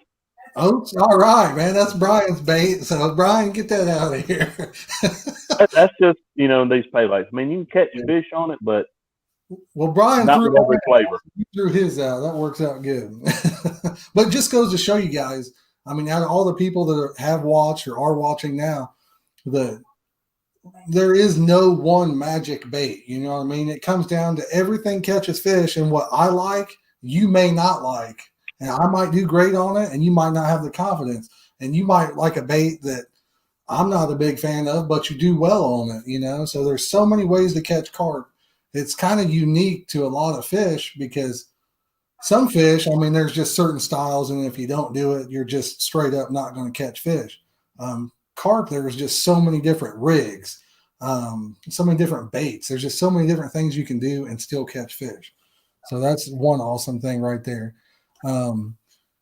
Let's see what Jareth, his comment. I like this, guys. It's pretty good. He says he's too lazy and millet seems like too much work to make and use all the time. So, you know what, Jareth? I kind of agree with that. I sell millet and I pre-made millet and I sell a lot of it.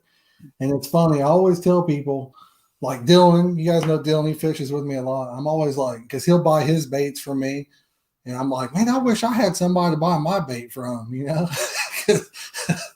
I got you. I got you. I can throw halfway across the lake. What's that, JP? I can throw millet halfway across the lake. Oh, brother, I can wing that millet. I love it, man. It's good stuff.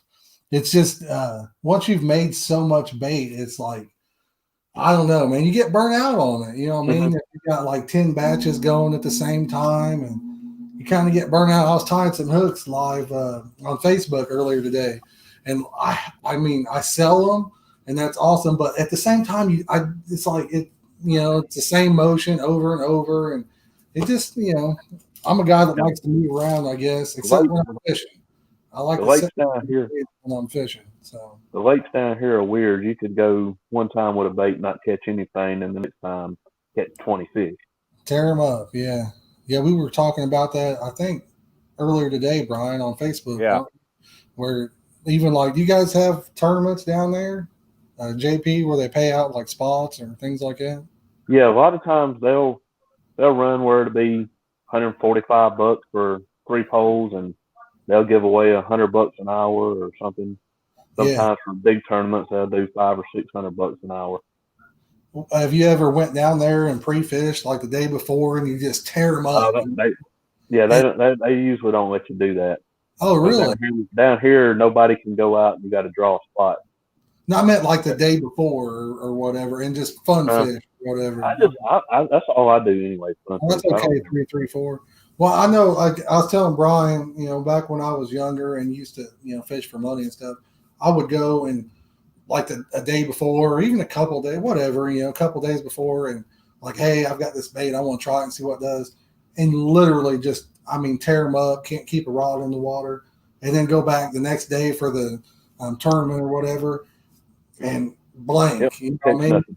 So you just, it's one of those things that you just never know. And in a tournament like you're talking about, you know, just like up here, you get a draw, and if you have a bad draw, that can really hurt you too, because believe it or not, there are certain spots in every lake where fish aggregate, I guess you'd call it, and feed more than other spots, even in small, little, tiny barrel-sized ponds. You know, there's spots where you know that if you can get it, that you're going to, you know, probably hit a spot or whatever, versus if you're drawing last, you're kind of... These lakes I fished at, I like fishing in spots nobody likes to fish at, because I can catch fish there. They don't.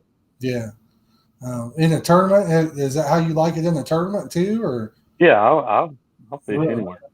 And, you know, like up here, if there's 50, 60 guys or whatever doing it, you know, a lot of pressure adds a lot of, you know, a lot less fish coming in, really, considering how many guys are there. So, especially the way it used to be, where they only did big fish. Yeah, I'll fish right there at the store and just catch them. Yeah. So is there just one down there where you're at that you fish, or?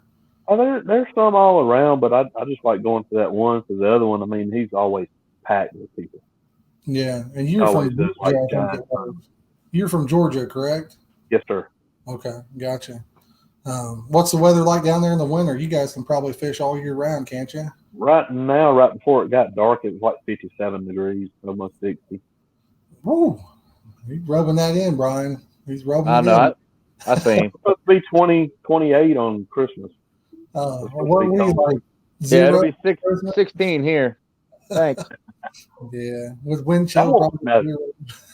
I'd love to have some snow down here, but we hardly ever get it. You keep it. Yeah, you could. When people that don't see snow a lot, I hear that we're like, oh, I'd like to get some. It is great, and even up here, like the first snow, it's kind of like, hey, it's snowing, and then when it comes and it's like, it's all you see is white outside, and man, it gets depressing, you know. Yeah, I like the first snow, and I'm sure since you guys don't get it much, does it snow at all down there? Sometimes they're saying we'll get a little dusting tomorrow, but okay, we'll see.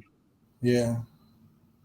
334. He says pay lakes are illegal down there. 334. I think you said that. No, not where you're at. Where he's at. Certain states are.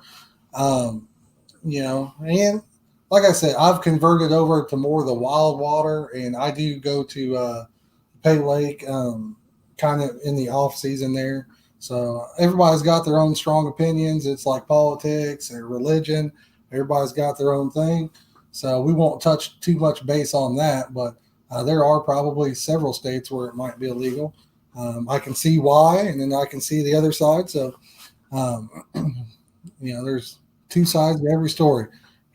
He also says every second week it snaps to an unbelievable 28 degrees. Down in Florida there or Alabama, I think he was. So, Hustler says, what kind of pop-up beads was you showing on the other live stream earlier? They're not a pop-up bead. They're just a plastic bead, Hustler. If you check the video description, I have a link to them. I think they're like $3 for, I don't know, 100 or 200 maybe. They're super cheap.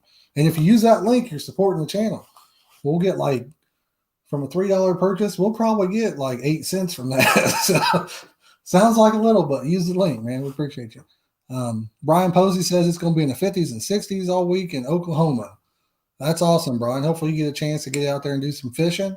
Michael Murillo, are you ready to jump in, brother? I know you said that you had some stuff going on, but you might as well jump in and let everybody know what your favorite pack bait is. He says Iowa is all wild water, he believes. But let's see if we can't get some more people in here.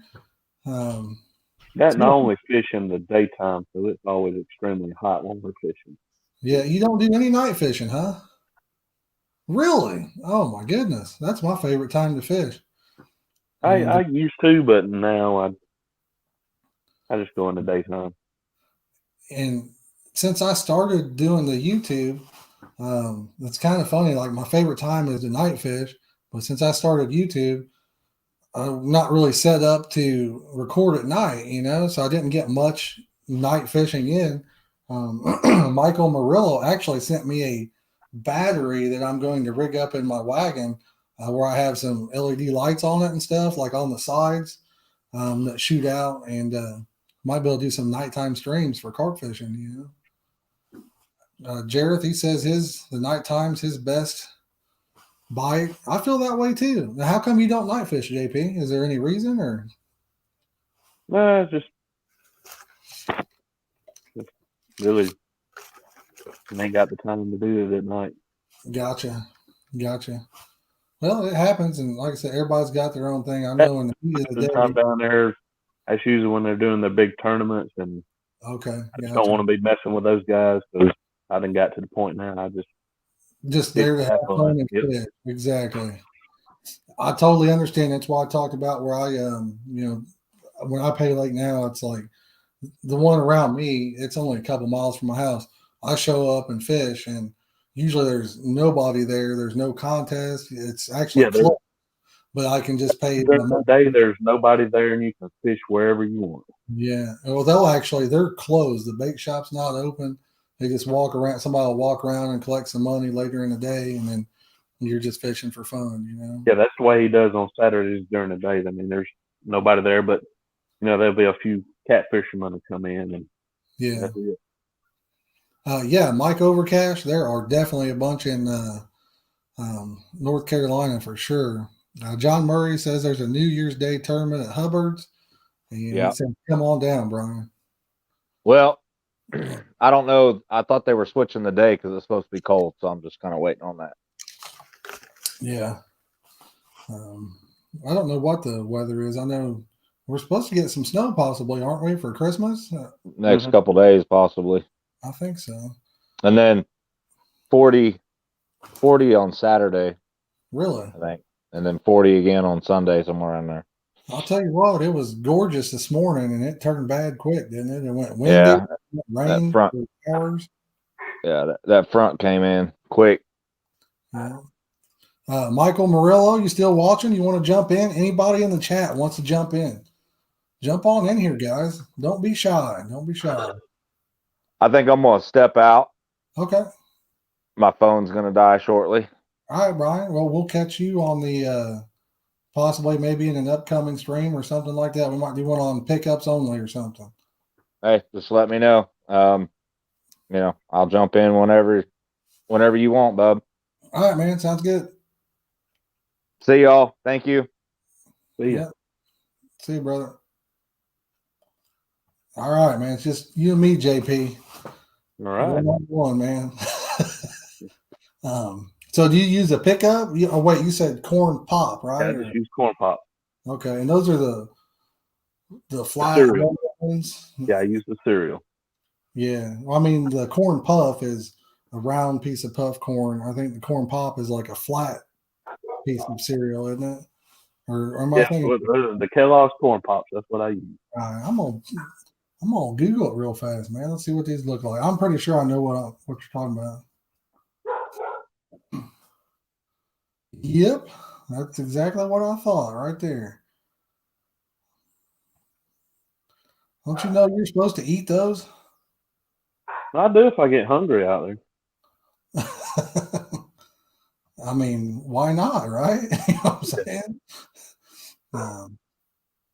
Let's see, we'll pop them up on the screen here and let people see them.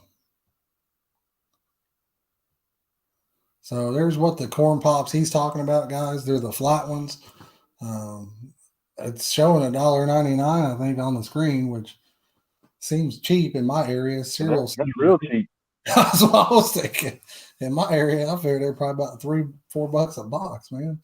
So that's pretty reasonably priced there, anyway. Oh yeah. I don't know what kicks run. Let's pull up some kicks. We'll see what those run on the internet. That's why I kept the lake down there. A lot of guys, they'll use kicks and catch fish, but I've never been able to catch them on kicks. Yeah. Well, I mean, really, kicks and corn pops, they're pretty similar, really. So, yeah, it looks like kicks are quite a bit more. I don't know if that's showing up on the stream or not. Yeah, it is. So, looks like they're $3.47. And there's the berry kicks are $3.98. Those work pretty good too, but they all work. You know what I mean? Have you tried the regular old bead yet? And nothing to go with it? Yeah, I've used some bead, but mine I got the little round ones, so I got to heat the hook up to spin them around on there, so they kind of make the hook weak. Yeah. I mean, have you tried putting it over the eye of the hook I usually get pre-tied already. Okay, well, even if they're pre-tied though, do they already have swivels on them, or? No, I just get them at the lake where they're got the little 3-inch leads on them. Because I take like the ones I pre-tie. I've got these right here. All I do is just grab the loop and just feed it through, and then run the hook over like that, and then I just run the loop through the swivel, and then put the hook through, and you're good to go. But you can't change it out, obviously, on the fly, because once it's on there, unless you bend the hook, it's on there. Yeah. Keith Tony, he says that's what I use, works great. JP says, or not JP, he's asking you, JP, do you put flavors on your pops? No, I just use normal. Hey, what's up, Jake Martin? Mike Overcash, he says that's why you caught on anything. I don't know. You look like you misspelled a little bit of stuff, Mike. So I'm not sure. Usually with the corn pop, if you put flavoring on it, it makes them shrink. It happens to pretty much all of them. Corn puffs, the Arrowhead Mills puffs, kicks, they'll shrink up too. If you get them real wet or anything, they'll really shrink. Normally what I'll do is I'll take it, put it on a hook, pack bait around it. The other one, just put corn pop on it and throw it out. Gotcha. That way you got one in the bait and the other one's floating up above everything. Yeah. So you use 2 hooks yourself then? Yes, sir. How many times have you had one in your finger or your hand? I'm pretty careful about that. It's come close a few times. I'm pretty careful too, but I'm gonna tell you what, man. If that fish moves just right when you're down there, it gets you. Oh yeah. I was at Del Hollow this year, and I didn't see it happen, but I went over to talk to some guys before I left, and they had all left except for one, and I guess he had a hook.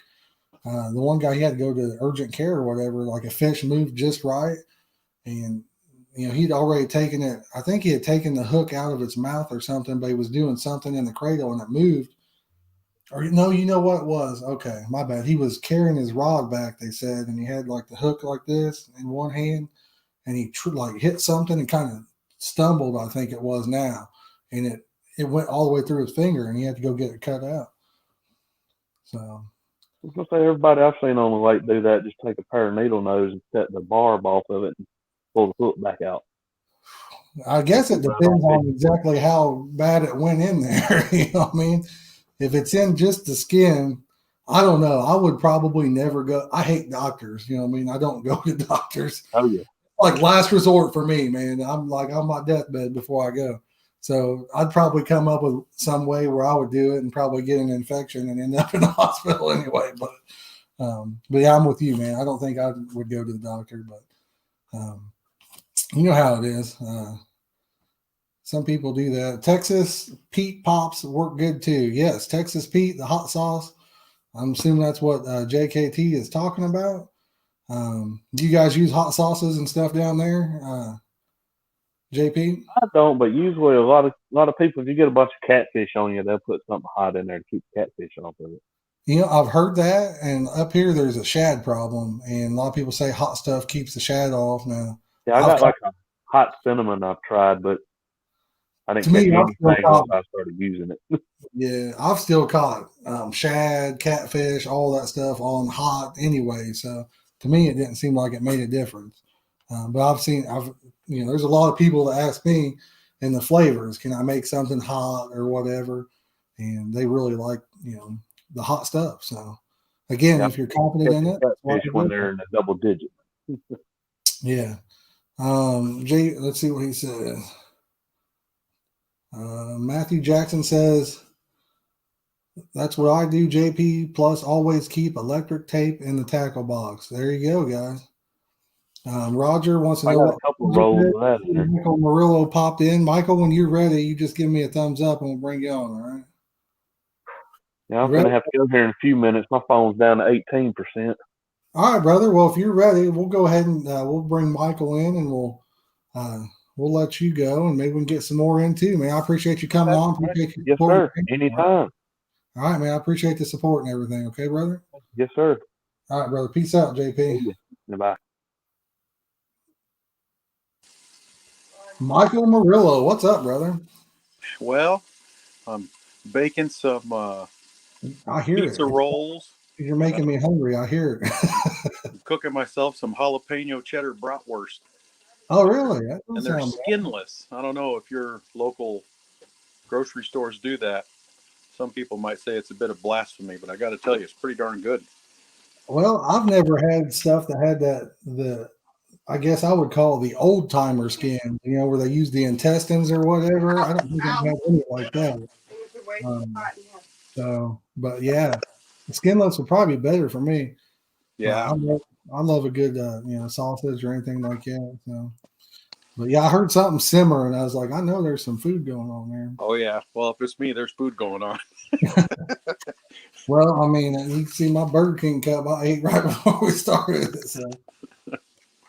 I was live on. You want to know what our favorite pack bait is? Yeah, Michael, what is your favorite pack bait, Michael? You're all-time number one. So I wanted to come on here just so I could tell everybody that there's nothing wrong with keeping it simple. And a long time ago, I really liked the movie The Last Samurai. Okay. And while we aren't samurai or I am. brave I don't ninjas, know. I think we are. And, so in that movie, there's a quote, and it said something like, they wrote on his sword, "I belong to the warrior in which the new ways or the old ways join the new." Okay. So I thought to myself, why not for fishing? So you said you grew up in a time when dough ball was the thing. Well, so did I. So I take my cornmeal dough ball and I pack it onto a method lead, or I pack it onto my no roll sinker or whatever, because all the fish around here, they're really used to the dough ball. Yeah. And to be honest, I don't know that it makes as big a difference if you're putting it on the sinker. I think that it grabs attention, and you definitely want a big old hunk of it on there so that way it makes some noise and gets those fish's attention. But if you're putting it right onto the hook, that's when I say everything that you make in your videos is the way to go. Okay. Because if you put a big old hunk of dough ball over your hook, it doesn't break down as quickly. So it's counterproductive. And you can still catch a fish on a dough ball on the hook, but you have to watch it and you have to set the hook. Yep, and I don't like that. I hate that. So the cornmeal dough ball, really, have you ever seen some of the videos where my Uncle Donnie was on? Yeah, I kept trying to get you to throw him in the lake, but did okay. Well, a lot of people did, but he'd probably throw me in. He's up to, like, I want to, Uncle Donnie's, he's getting some age on him now, but he's in excellent shape. He's in better shape than I am, so he probably whooped me. But when I was a kid, he made cornmeal dough balls, and so cornmeal, I'm definitely no stranger to it. I'm assuming you cook yours on the stove and everything. Then is that how you do yours? Yep. Okay, I have it on a long time, man. I have the process on a Word document with some photos. Okay. So if you want me to email it to you so you can pass around to anybody, or I've been thinking about doing a video. You want a video on it, or if you want to do one, yeah. But if you want me to do one, I'd be happy to do one on it too. Yeah. I'm going to guess they're probably most cornmeals would be the same. I would imagine. I haven't made one since I was probably since I was a teenager. So, but yeah, cornmeal was hot, man. And it's still, any dough ball still works great, really. So, especially if you're passing around your sinker and then using like a pickup or a boilie or something. Is that how you do it? Do you use a boilie? Yeah. Okay. Yep. Usually, the last few years I've been sticking with boilies, and then I like those fake and floating dumbbells. Those are pretty good. Inside the dough ball, I usually just go with a simple flavor, imitation vanilla, or put some Jello packet in there or something, just to keep it real simple. What about the garlic that John just mentioned? I know that was a big thing that we used to put was the garlic powder in some dough balls. I've never tried garlic. Never have. Okay. Never. Not once. Garlic is, as you know, it's strong. It smells, it's pretty potent. And Catfish really love the garlic on there as well. Well, then I will try it next season. Okay. Yeah, for sure. I want to attract some catfish. Jareth said he uses yellow cornmeal. Yeah, I think that's what I used, if I'm not mistaken, was yellow. Whenever I used the white, I never got any fish on it. Really? I don't know if I've ever used white cornmeal. I think it's always been yellow that I've ever picked up. So the white I found was ground more fine too. So maybe I wasn't making it well enough for that fine a dough ball or cornmeal.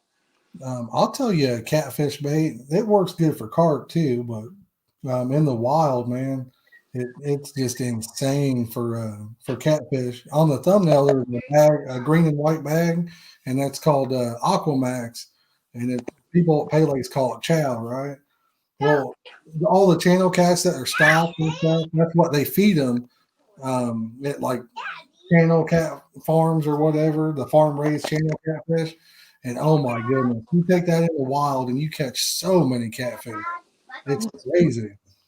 Whereas paybaits, that's what carp fishermen use in the wild, but catfish is going nuts of it. And I wanted to do this real quick. Michael said we're not sandwise. I'm going to tell you what.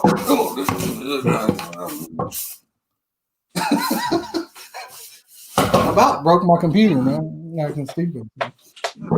That's my samurai tool right there. That's the Whisker Seeker. Did you ever use Whisker Seeker products, Michael? I have 2 9.5 foot heavy action spinning rods. Don't really like them too much, but I figured out that I need to gear up my reels and my line because I was overpowered twice this Snapped it last off year, and I still have nightmares about it. So I'm like, that's why I need those rods in that location. And I think they were big channel cat. I think they were I think they were 20 pounders. They were. Gotcha. I was outclassed with my carp rods. It was pretty bad. Now, what rods do you typically use? Do you use the Whisker Seekers, or do you use a different brand, or what do you typically use for your carp? For the carp, I have some 10-foot Nash Colt rods. They're pretty nice. I want to say they're right about 3-pound test curve. Okay. But whatever these 2 fish were, I thought the rod was going to break. Really? I was outclassed bad. Yeah. So I'm not going to be outclassed next year. And you said you were in Iowa, right? I think it is.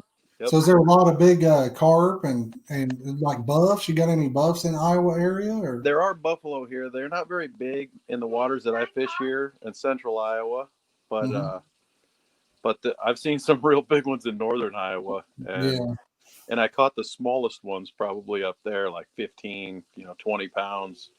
But there's some up there, they got to go 40 plus. Easily. Oh, they get big, man. There's Texas. I don't know if you watch many YouTube channels or whatever. I'm assuming you do. Like me, I watch all kinds of them. What is it? Canadian Carpin. I don't know if you've ever heard of them or no. Ever seen it? Okay. Well, they have several where they went to Texas and caught like 60 and 70 pound buffs. And I couldn't imagine it. So guess I know what I'll be watching tonight. Yeah, Canadian Carpin, and they've got some vids of Del Hollow, and I can't remember, there was this one place called Blackfoot Reservoir, I think. I can't remember where it was, but man, they just flat out, like every fish was over 20 pounds at that reservoir, and beautiful mirrors and stuff like that. So every fish that I catch out here is usually like 4 pounds or above, but there's a few spots where I go where I know I can catch 20s. Yeah. And I was outclassed there twice this last year. So yeah. All I needed was another reason to buy a bigger reel, right? Bigger line.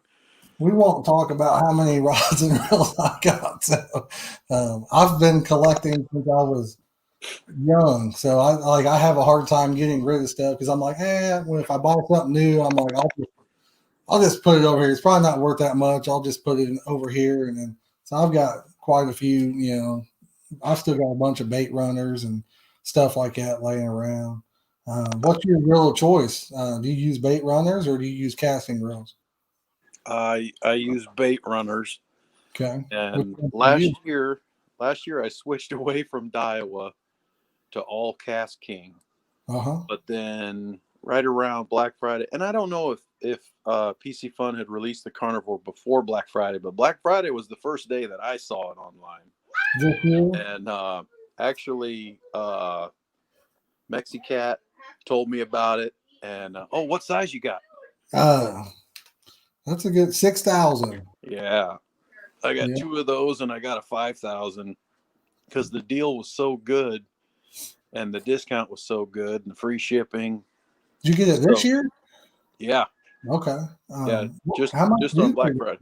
What did it run on Black Friday? They were, I want to say 55-ish or so, 50, 57, somewhere in there. But then they had a percentage off if you went over X amount of dollars. So in the end, I got 3 of them, and they were $47.69 a piece. That's not bad, man. So I haven't used mine yet. Have you had any experience with it yet? Yeah, I took it out the other day, me and Lauren, and we were casting in a big field at a park. Cast pretty good. Oh, it was gorgeous. It was so smooth. Yeah. Oh, just give me a second, Lauren. Eat your pizza rolls. Now, have you ever had any of the Okuma reels? Yes. Okay. I've had a few Okuma reels, and I gave them away. Really? Now, because I like the Daiwa MCast so much. I was like, well, yeah, those are nice reels. Yep. But then I decided I'd give casking a try because there's so many good anglers out there on YouTube that gave them such positive reviews, and then I hear that the PC Funds have that nice loud drag ping, so I was like, well, that's what I want. So yeah. Figure I'll give those a try next. Hear that or not, but oh yeah. I've yet to use that particular reel, so I'm going to do a review on it, and then I'll probably give it away to somebody or whatever. But it feels like a really stout reel. You know what I mean? It doesn't feel like it's all plasticky kind of. You know, it feels like a really stout reel to me. Oh yeah. I was so impressed with it, even having not even caught a fish with it or been able to caught a fish with it, I should say.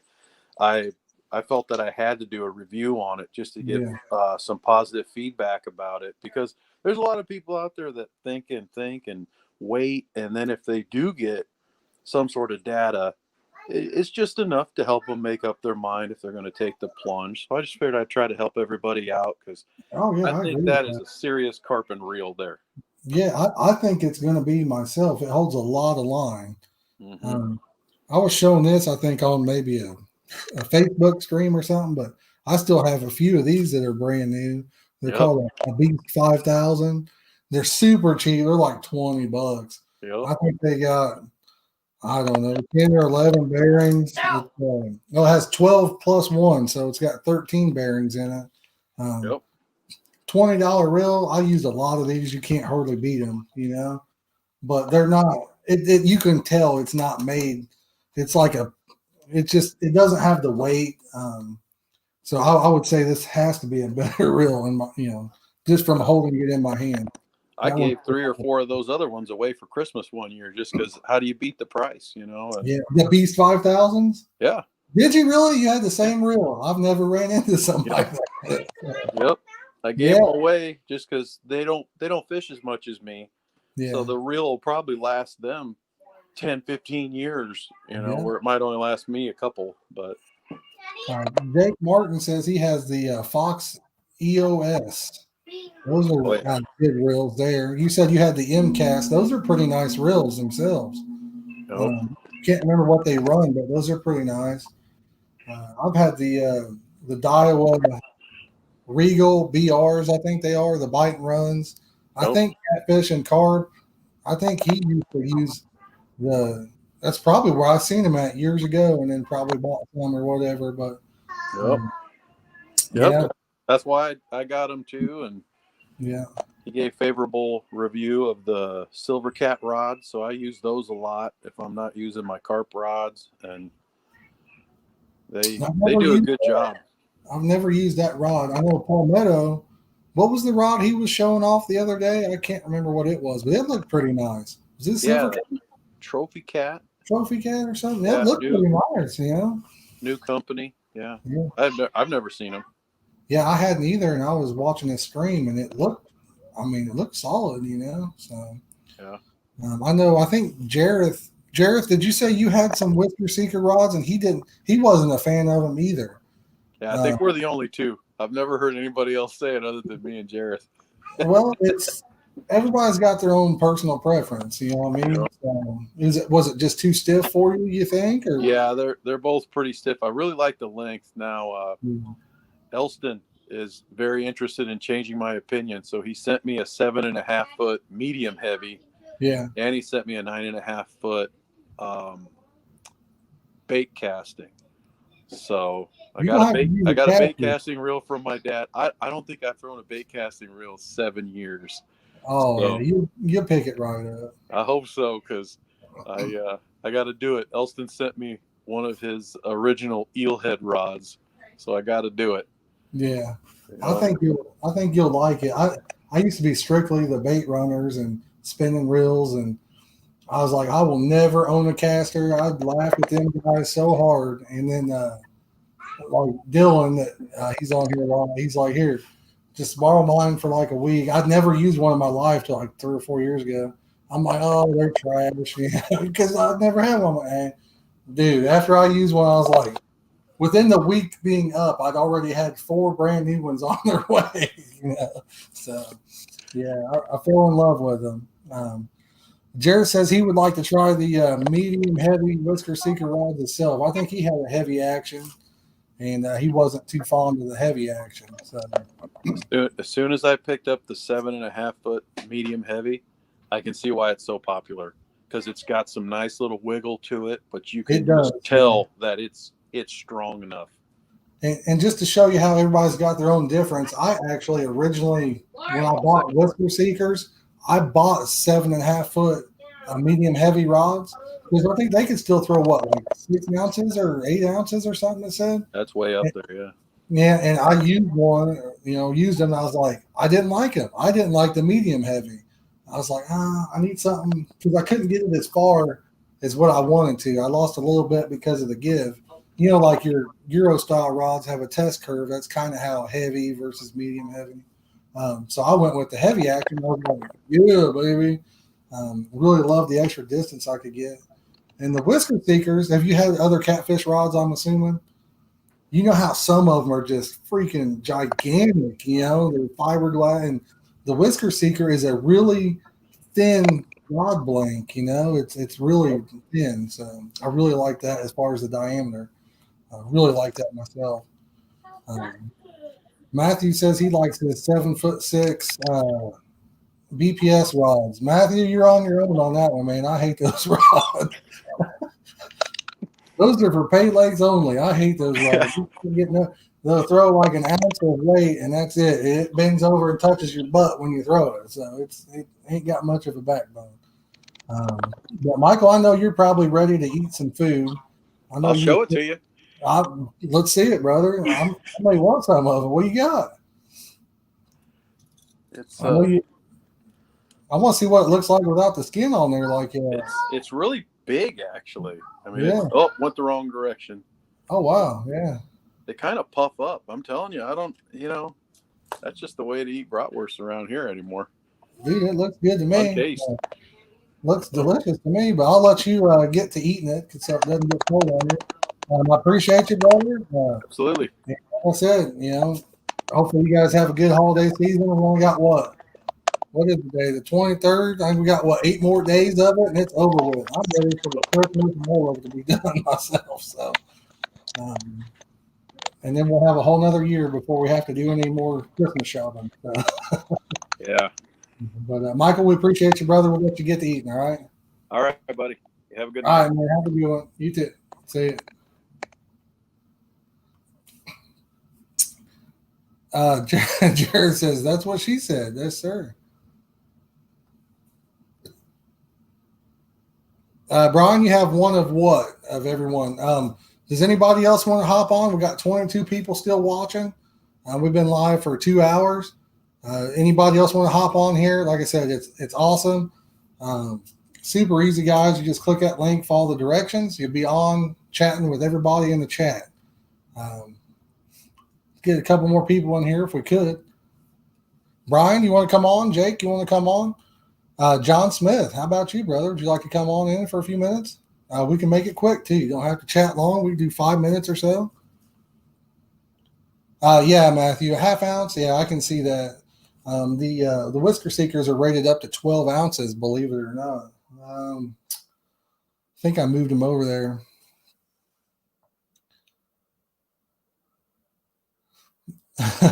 So Brian's got quite the reel collection. Matthew Jackson has a 2500C. I've never seen that reel, so I'm not too sure about it. John, he likes to fish with different setups. I'm weird. I'm kind of anal about that. I like to have everything matching. So if I'm fishing, whatever day I'm fishing, I take 3 matching rods and reels if I have them. Yeah, John, that's the thing, man. You put a ball of pack bait on there, man, it gets heavy quick. I weighed a ball one time, and I believe the ball itself, I weighed 2 different types. I think one was oats and one was millet, or maybe one was oats with syrup and one was oats with corn. And there was a difference in weight between the two. There was like almost a ½ ounce difference, but I think it was around 2 ounces for the heaviest one for a ball of bait. But I'm going to grab this rod real fast, guys, because I want to show you something.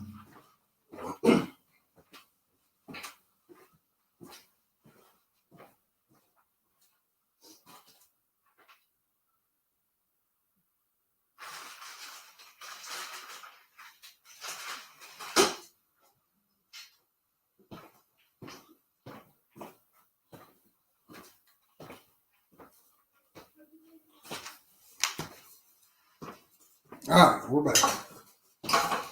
Just in case you guys thought I was messing with you, I don't know if you guys will be able to read it on camera or not, but it says 1 to 12 ounces.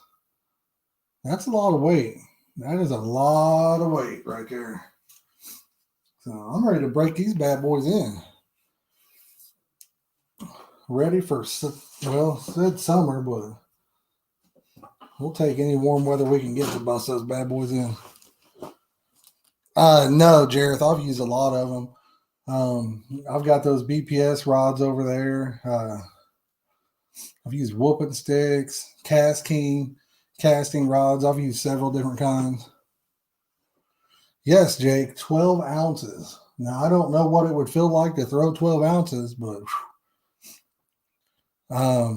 Zach, me too, brother. Me too. You've got the heavy action. Do you like the heavy action? Zach, you want to come on stream for a few minutes? Steve, would you like to come on for a little bit, brother? Come on, let's get somebody in here. We might run this for about 20 or 30 more minutes, and if we could get somebody to join in and talk about their favorite bait, that'd be awesome.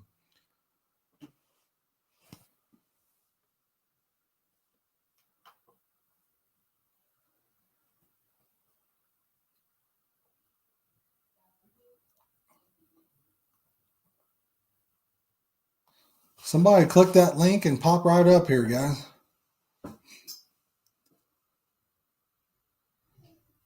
Michael, I don't know. I've got a lot of rods. I've got several spinning rods still, so come on, Zach. Don't be camera shy, brother.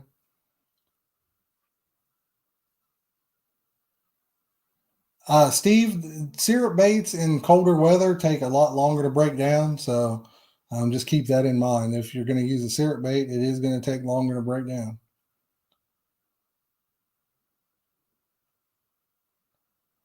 Which ones are those 334? I'm not sure what they have. You use the spinning setup, the Euro style gear. I know you said that.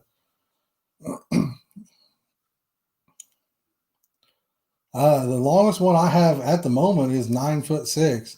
I found that was my favorite length. So that's why I have 6 of those.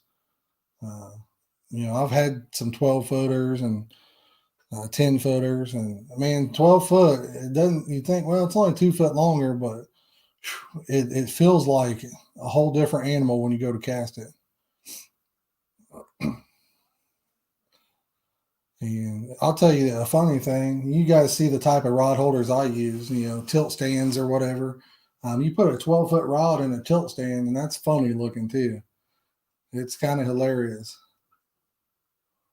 JP's got the 7'6"ers. What brand rod do you use, JP?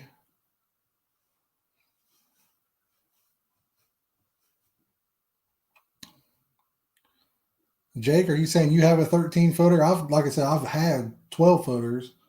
I found that I like the 9'6". It really, really works good for me. We got Steve that just popped up, I see. Steve, if you would, just make sure you have the YouTube stream muted so that doesn't echo. And once we bring you in, and if you would give me a thumbs up when you're ready, get your camera in the angle you want it, and give me a thumbs up, and we'll bring you in. JP's got the Bass Pro rods.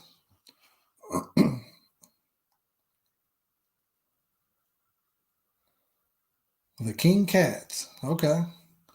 Have any of you tried the Cast King rods? Yeah, Zach, and I always got into a pickle where a lot of the places I fish, a 12-foot rod was too long to get in where I could actually cast them. So that's something you got to look out for too.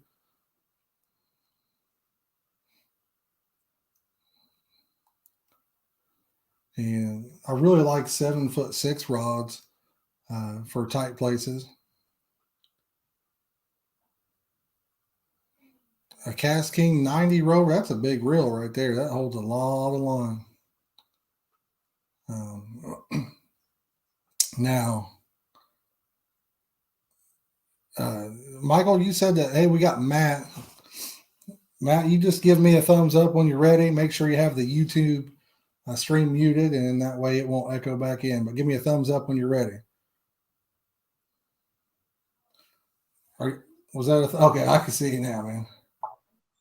All right, there's Matt right there. How's it going, bro? Oh, it's going all right.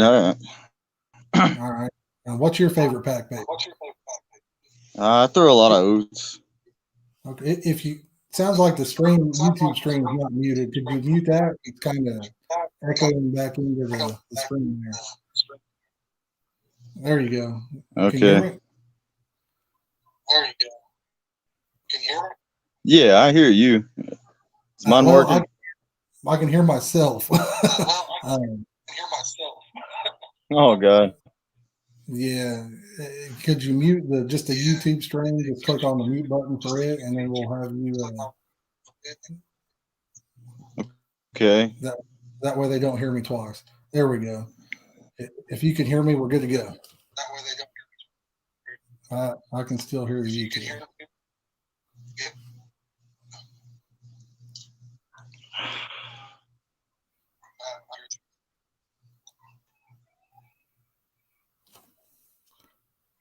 John trying to figure it out, bud. You may have it. I don't hear it echo. No, there it goes. I hear it. If you're on YouTube, it should just have like a little on the square. Are you on your phone with the YouTube? You should see a speaker for the volume on it. Just click it and find it. Yeah, I'm on my phone. Yeah.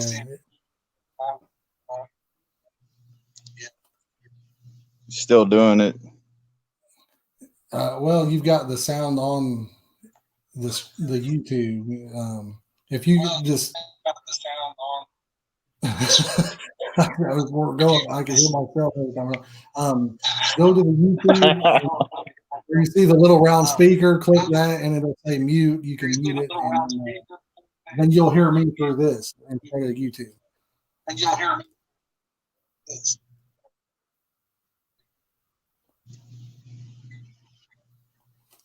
I'll show you with my phone. How's that sound?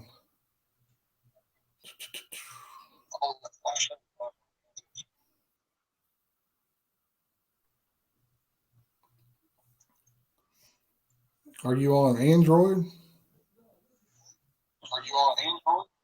Yeah, I'm on Android.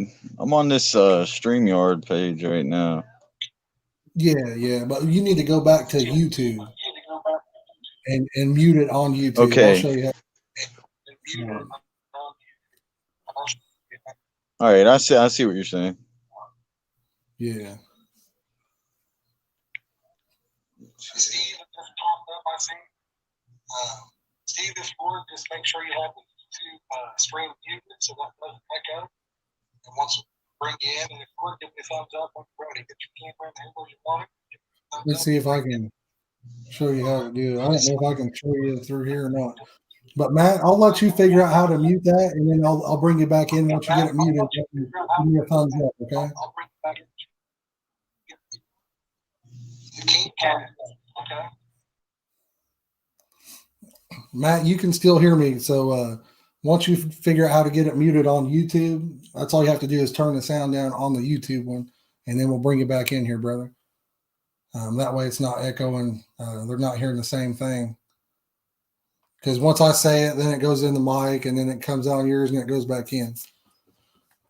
Jake wants to know if anybody has used maggots. I have never used maggots. 334 loves the 12-foot rods. And yeah, Jareth, that's kind of the problem I ran into was the room to actually use a 12-foot rod. That's pretty tough. And Steve, you said you was trying to figure out how to mute the chat. Where you want to mute it at is on YouTube, not the StreamYard app. You want to go to YouTube on the actual on the mute that live stream. So go back to your YouTube and mute that, and then you'll be good to go. Matt, you just give me a thumbs up when you're ready, and we'll pull you back in. All right. If I miss it, just hold it up there for a minute. David, if your chow is too dry, is it a syrup chow or what you got going on? I mean, always just add a little liquid to it. If it's syrup chow, add some chow to it.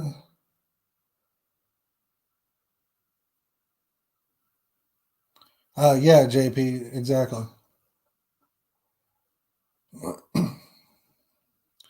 And while Matt's doing that, like I said, if anybody that wants to join, guys, I'd love to get a few subscribers and stuff to join in and talk about what they like.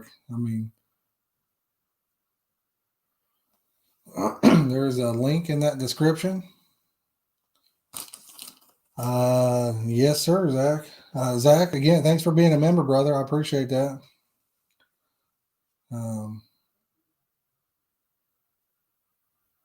334, what you want to do if you're behind, just refresh the stream. You'll be good to go. Matt, are you good to go, brother? I did. It looked like I seen a little movement. I wasn't sure.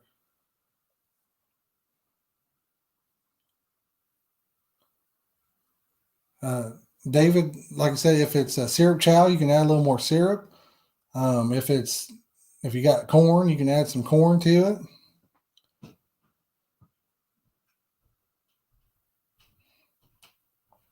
Uh, 334, it kind of depends on the surf rod. You know, a lot of people, this is just my experience for me, is like a heavy or medium heavy or whatever is still kind of a rating, just like your test curve with the European rods. So it all kind of boils down to what you need to do for your particular style and, you know, how far you want to cast and things like that. You know, the bigger the test curve or the higher the heavy or extra heavy, the stiffer the rod is, you know, things like that. So the backbone's in a different place. You got different tip give. You know, you got like fast tip. There's just so many different things. That's okay, Matthew. Like I said, you know, it was just kind of, I could hear it and it just kept going back in and back in and back in. I couldn't figure out how to do it on my phone either, brother. So I can't remember how it is. I know there's just a volume button on that, but I'm not sure. Let me see. I'll take a look at it real fast.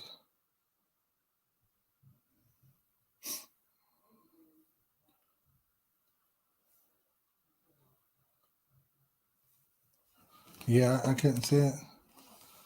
Cast it a half a mile. I don't know why anybody would need to cast it a half a mile, Zach. How much line would that be?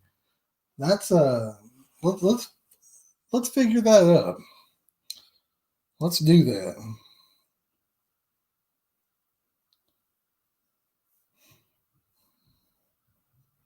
Holy cow, brother. So a mile is 1,760 yards. So yeah, you're looking at 880 yards, I think. I believe that's, or yeah, I think that's right. So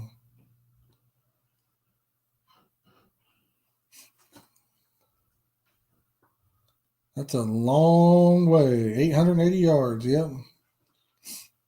I couldn't afford the line for that cast. Strawberry glaze works good in a lot of stuff. I like to use the peach glaze.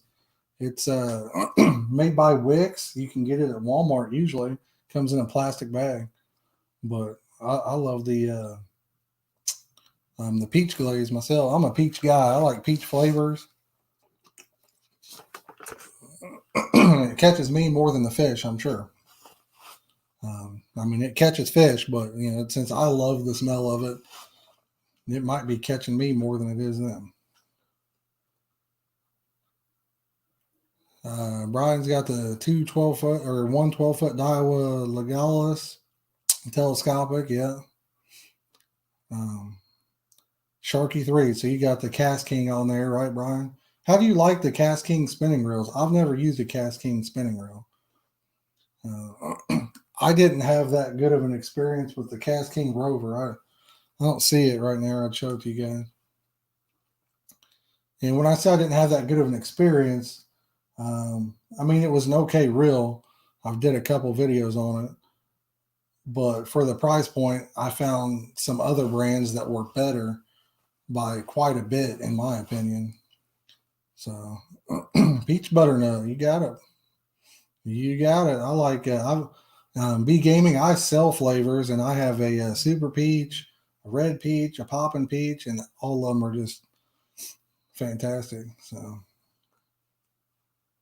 sure are. You know what? Oh man. 334. I will try to answer as long as it's not a question on how I make flavors. I will answer it, brother. Favorite flavor I sell. Like I said, I'm a peach guy, so I'd probably choose a peach. That being said, they're all good, man. They really are. If you like strawberry, I'm out of strawberry right now, but it's a great strawberry. I love you, Jolene.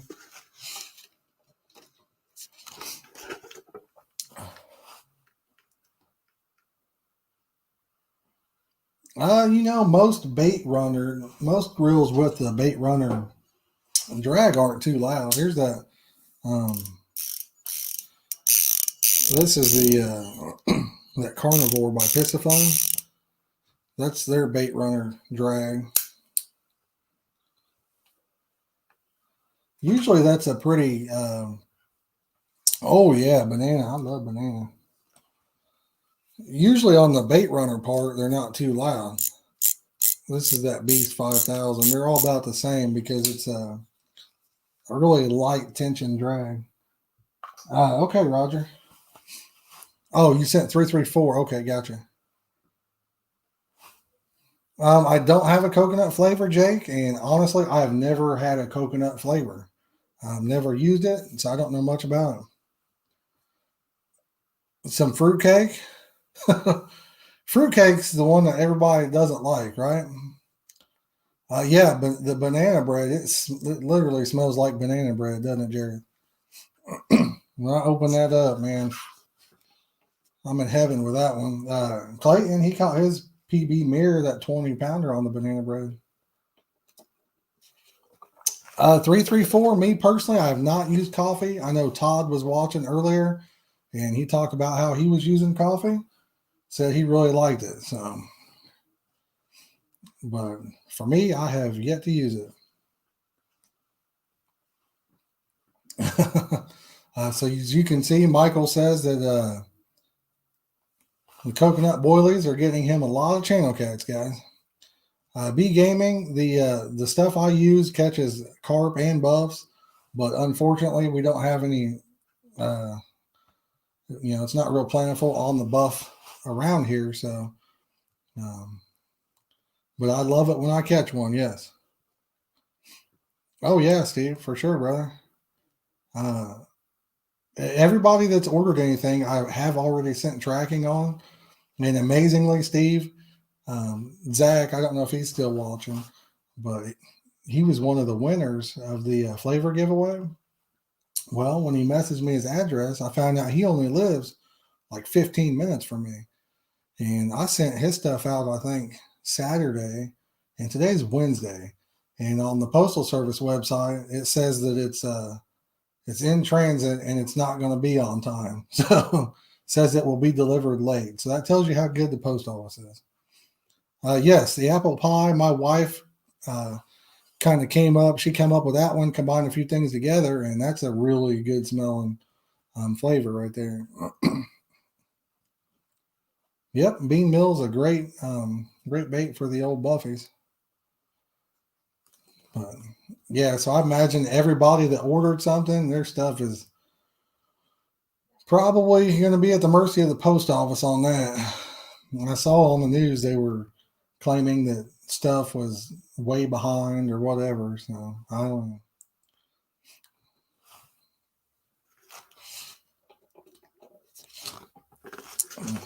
Hopefully after Christmas it'll get back to where it's pretty quick. My wife's watching. She ordered cocoa bomb little molds that you make these hot cocoa bomb things in. You put it in and pour like hot milk over it, and it's pretty cool. And babe, how long did it take for those to come in?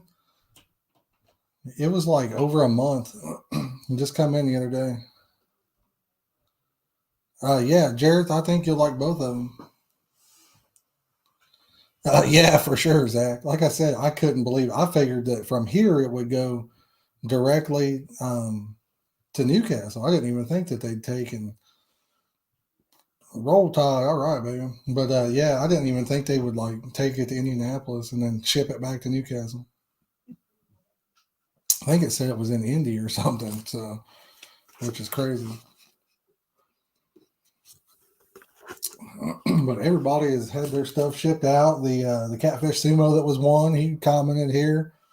I didn't check the tracking and see if he'd gotten it yet, but that had shipped out. Hopefully he has it. If not, I'm sure he'll get it soon. Steve, shortly after the new year, we'll have other stuff in stock again. Yeah, I know, baby. Prime. I remember the good old days where Prime really was like 1 and 2 day shipping, but not this year. Pay for it, but you don't get it, you know. But shortly after the new year, we're out of grape, anything strawberry except strawberry cheesecake. We have that. And blueberry cobbler. I'm going to tell you guys right now, if you're watching this, you need to hit up some blueberry cobbler because it's good.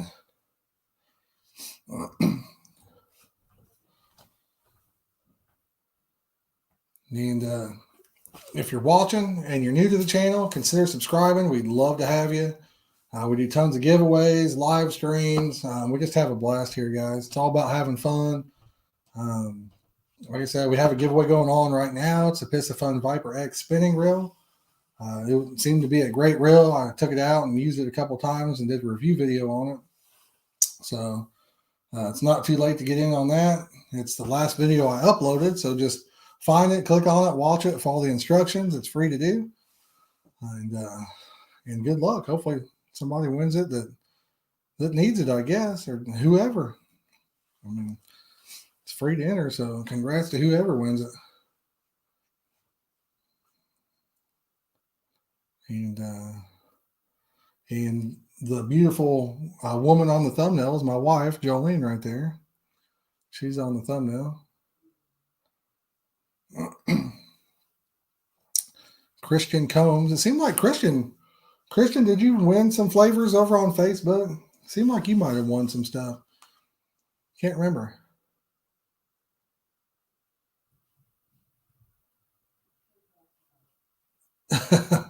Yeah, Christian, would you like to join the stream? Would you like to pop in and tell everybody your favorite pack bait? Super easy to do.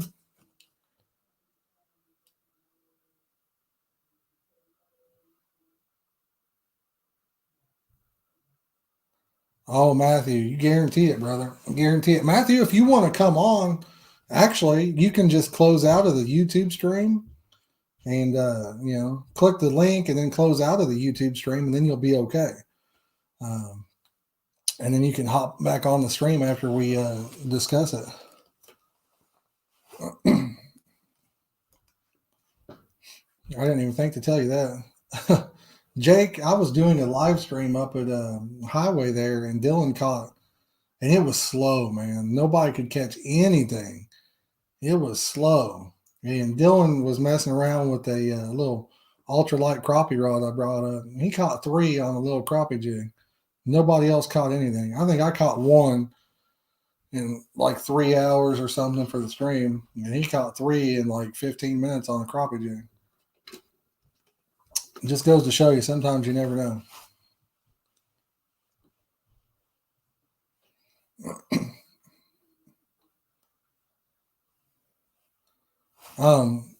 Christian, do you want to come on here then?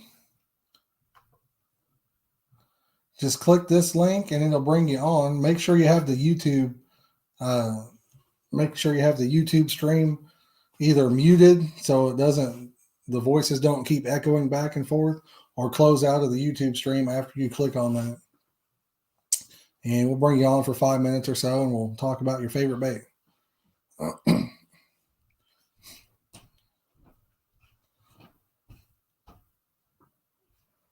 Bucktail jigs.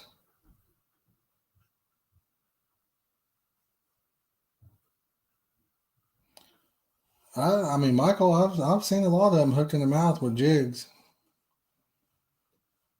We also had a situation where the bite was just super slow over in Ohio this year. I mean, God, it was just slow. Some guy rolls up and he was fishing for bluegill or something. He had a bee larva on, threw it out, and as soon as it hit the water, he caught a carp. I mean, as soon as it hit the water, he wasn't ready for it. We had to net it for him. He just had a little bluegill run.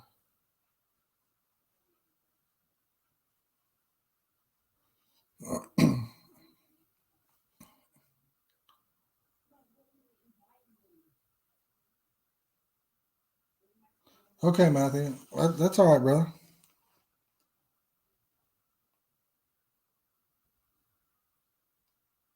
Yeah, I've never had any of them hit like a rattle trap or anything, but I'm sure it's possible. Anything's possible. I'm sure of it. Yes, you too, Steve. Christian, not brother. Do you want what I'm talking about? You click on that link and you'll actually pop up in the stream, and people will see you, and you'll be able to talk and tell them about it. It'd be a fun little way. It'll take you 5 minutes or so.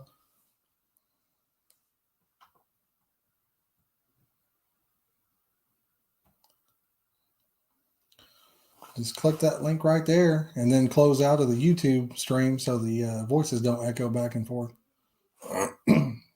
And then we'll bring you in, and everybody can put a face to the screen name there. That's what I like about it. We've had several people come on and it puts a face to the screen name, you know? Yes, Michael, I am with you on that, brother.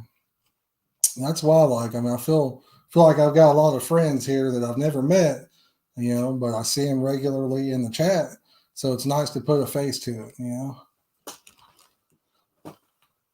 Sure is.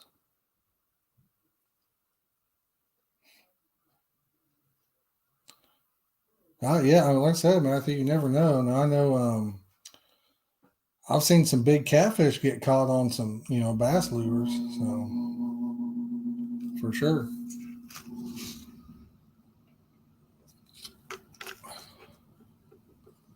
I've seen some big catfish caught on.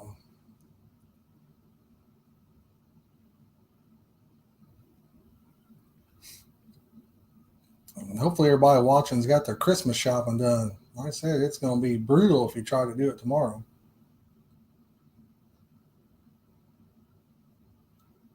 All right, Zach. Yeah, hop on, brother. Like I said, I'm only going to run for a little bit longer, but I would love to put some faces to some names real fast. We'll keep it short, 5 minutes a person, maybe 5 or 10, and then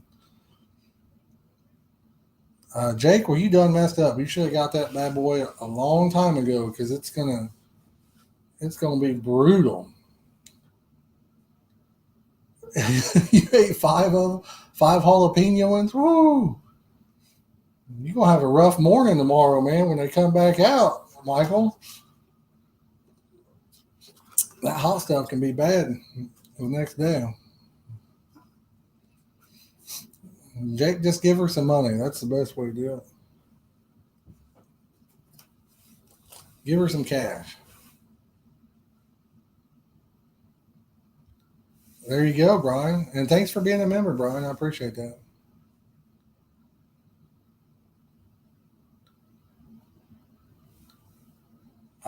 Do I do much canal fishing? The only canals around here are in Indianapolis. I fished them a few times.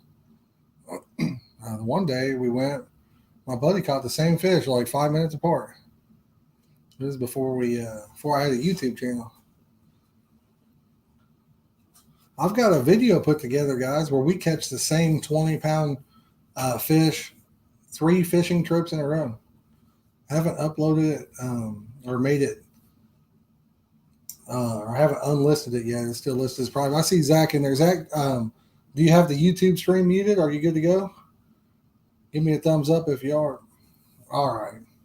We're going to bring Zach in here. How's it going, Zach? Hi there. Can you hear me? I can hear you just fine. Oh, cool. Yeah. How you doing? Well, this was like the first year I actually tried doing the whole pack bait idea, because before that, anytime I would do a carp fishing or catfishing, all we would do is, take the slice of bread, pack it around the hook as tight as you can, cast it out there, and hope something takes it before it disappears. Yeah. Yeah. But I've been trying a whole lot of different things since I started trying this. I'm still mostly use the corn. I haven't tried syrup baits yet. I think I might try it next year because a lot of the waters I fish are really cold, so it would take a lot longer to break down. Yeah. But I use primarily the old school catfishing carp, panko, jello. I use canned corn and I use cream corn. I don't put any water from the canned corn in because I think it just makes it way too sticky most of the time. It does, and keeps it from breaking a lot of times too. To lock it up.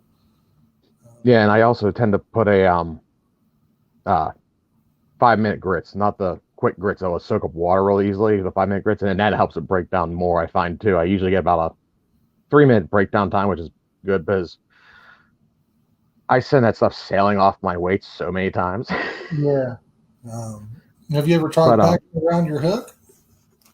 I have, and that almost always goes flying off the hook because I whale it. Because the one lake I fish most of the time for catfish and carp is it's an old lake and it's heavily silted out. Like it used, I think when it was open in like the 50s, it was like 45 feet deep. Now the deepest part is 16.5 feet. Yeah. So I have to whale it all the way across the lake. So yeah, it's a work in progress there. But over the winter now, I've been trying to. In the fall, I was trying some new things and trying to fish the rivers more. And I started pre-baiting for the first time ever. Yeah. And for the rivers, I started using they're called cattle cubes. You get them at like. I know what you got. Yeah. And I'm like, and they worked good as that pre-baiting chum. And I'm like, well, let me see if I can make it into a pack bait. But I can't finally figure it out.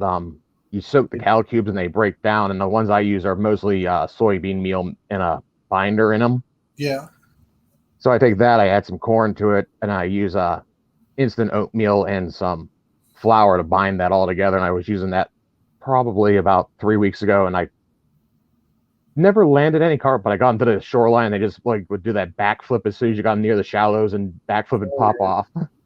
Yeah. But I caught a couple on it then, right? Yeah, a couple nice. They're about 30-inch carp, so I'm like going, well, this stuff actually works. So yeah. But that's my current experience with using pack baits and everything. Next year, I'm definitely going to try doing some more like chow baits. I want to try those because I've seen too many people go, chow is the way to go. It is the god bait. What for a pay lake it is. For wild water, you can catch them, but catfish love them. Catfish like it even more than carp. So the last time I was out, we were trying to catch some carp, and I wish I'd have actually rolled on through with the footage because I could have had a good video on the best catfish bait is chow, because I think I got like, I don't know, 8, 10, 12. We caught a ton of them.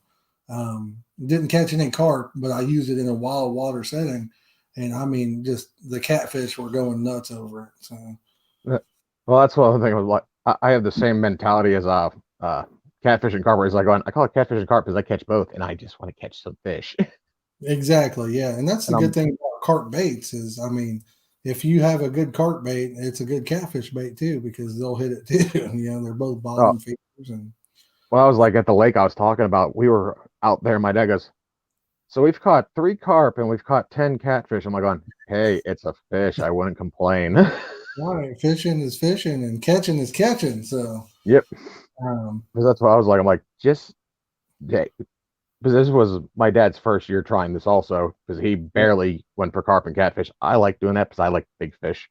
Yeah. But when it hit the fall time, usually he just stops fishing and starts thinking about hunting, and he hasn't hunted in 2 years. So I'm like, well, let's go fishing and we'll try this. Yeah. So we started doing that, and he's like, going, I've never caught so many fish in the fall. I'm like, going, yeah, you use this method, it seems to work a lot better than just going out there with night crawlers, because that's always the biggest problem in all of our lakes. You go fishing with night crawlers for anything.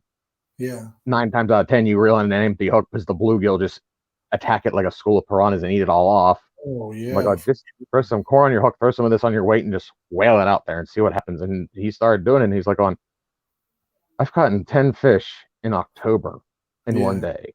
I've never done that. I'll tell you, I mean, fall is a great time to catch carp, and catfish really go nuts, in the fall. They're all about it until the water gets really cold. They really turn on. Jake said, do you guys catch many grass carp? Jake, sometimes, I mean, if we go to a place that has grass carp, we can certainly catch them. Zach, have you caught any grass carp yourself?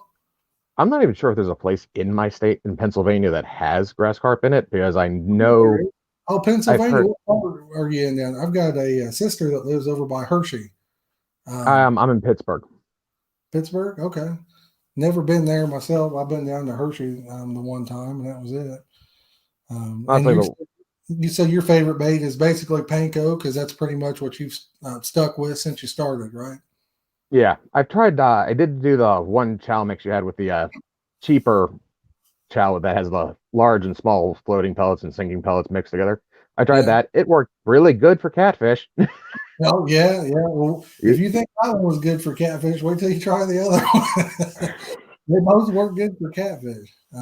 That's like the one thing in my area. Like I always see your live videos that when you're at the pay lakes and that, I'm like, there is one pay lake in my area, and it is not the most homely of places to go, but it is one place I would like to try at least fishing one time. Yeah. My dad's like, don't go out there. They're just a bunch of mud holes. I'm like, well, that's what most pay lakes tend to start off as. I mean, it can be there. I'll tell you like this. Like I said, I really only do it. The live streams when I'm doing it, they're actually closed, but you can go up and there's a guy that lives there, and he'll walk around and collect money for the owners. So there's really nobody around, but there's a lot of really good guys that do it. And it's like anything else, I mean, just in life in general, there's some really good people out there, and there's some people that want to make your life a living hell too. So, I mean, just for no reason, no apparent reason whatsoever, because some people feel better about themselves by doing it. So doesn't matter where you go, those kind of people are there. There's always good people. And if for every 10, there's one bad apple kind of ruins the bunch, So yeah. That's like, I wouldn't deter you. I bet there's a lot of good guys over there. Just once you know who the bad ones are, stay away from them. You know what I mean? So. Yeah, and over this year, I've met a few. Actually, the lake I'm at, it's also a very popular trout fishing lake there, and a lot of those guys who actually go to the pay lake group of pay lakes out by my area, they go fishing there, and there are a lot of really cool guys, and they're the ones that made me start thinking maybe next year go out and try it once or twice. Because they do like the weekend tourney. Who catches the biggest fish this weekend gets, I don't know, $50, something like that. Yeah. And I'm like, I'll try it. I have an oddball schedule now. I'm off every other weekend, so I'll have to just line that up. Matthew asked if that was Sagie's down there. Is that where you're close by, or? No, I think it's 84 Pay Lakes, I think is what it's called. Okay. Is the one by me. There also used to be one that was like, I think 15 minutes from my house, but that has since closed down. I'm not even sure if there's still fish in that pond. You can still get to it from the road. Yeah. But it has been listed as closed for like 3 years. And I think there's a YouTuber, Pittsburgh Bottom Feeders. He was there, I think, earlier this year. And then I went down there and it was all fenced in with people digging stuff down there. I saw the video. PGH bottom feeders, I think it is. Yeah. I think it was Matt. He reached out to me a couple weeks ago on some flavors. So I think I saw the video you're talking about actually, where he went in. And what was the name of that place previously? Did you say? One thing was Cherry Springs. I think that was the name of it. It was an abandoned pay lake. It looked like, if I'm not mistaken, it's been like it used to be a lake and shut yeah, down. it's like one of those like spots where when I looked it up, all I could find was like 5-year-old posts on Facebook, and I'm like, going, okay, this place clearly hasn't been open in a while.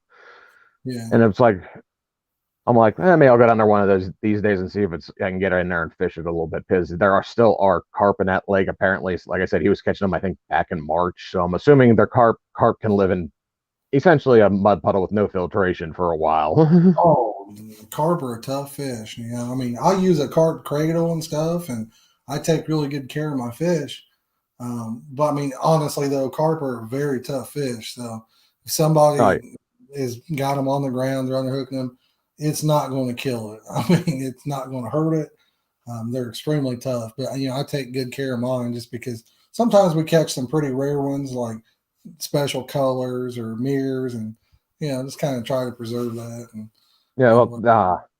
I have an unhooking mat that I use for my things. I don't have even if somebody doesn't have one, though. I mean, some people get really angry about it. I mean, honestly, the extreme Euro fishermen are always like, you need to take care of that fish. That fish is going to die if you put it on dirt. I'm like, if you put it on grass, it'll be fine.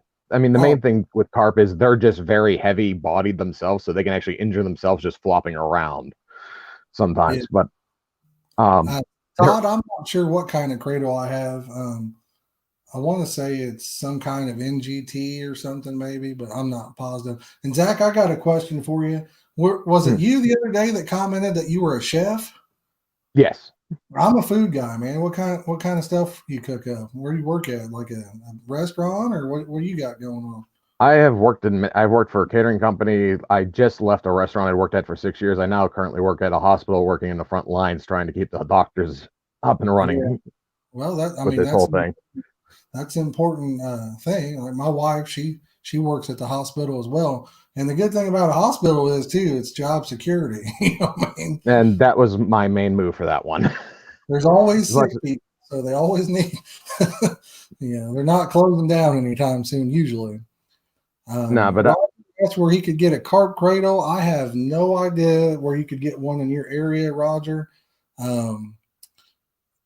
You might get online and check eBay. Usually there's some cheap ones. Big carp tackle. I think the one I have was it's $100 and some, but I met a guy through YouTube and ended up meeting him locally and got a steal of a deal for like $50 on it, almost brand new. So just make sure. What I would recommend on a carp cradle, wish I had mine to show everybody, but some of them have like a mesh in the bottom of it. And the original one I had, when I would put fish in it, you guys know that they have their dorsal fins are really hard and stuff. And I mean, you've probably been stabbed by it, and it's like it's almost like a knife. It's even got jagged barbed edges on it. And, try getting them out of a net. Oh, if you don't have a rubber net, then believe me, I've been there. So, but that fin will go in through that mesh and then rip a big hole in it. So the one I had before has holes in it, and you put a fish in it, and they just fall out. I had a small mesh rubber net, and I have to upgrade that to a larger mesh rubber net because I now have 3 large holes in it because of those dorsal fin barbs. Yeah. Which I really didn't even realize they had until this year. I'm like going, never noticed that. Yeah. And, but that was like, there's there's a spot, I think I've mentioned it once or twice in one of your live streams before. It's called Pymatuming Lake in Pennsylvania. It's on the border of Pennsylvania and Ohio. Okay. There's a place there. It's been listed up on like write-ups in tourism, and that's called the place where ducks walk on water. Okay. And what it is Pymatuming Lake is split into 2 halves. There's the recreational fishing part of the lake, and then there's the habitat conservation area where they have like the fishery hatchery and that built into it all. Yeah. But the lakes are, I believe, about 10 feet in elevation difference. So there's literally a bowl spillway that spills from the conservation side into the lower side.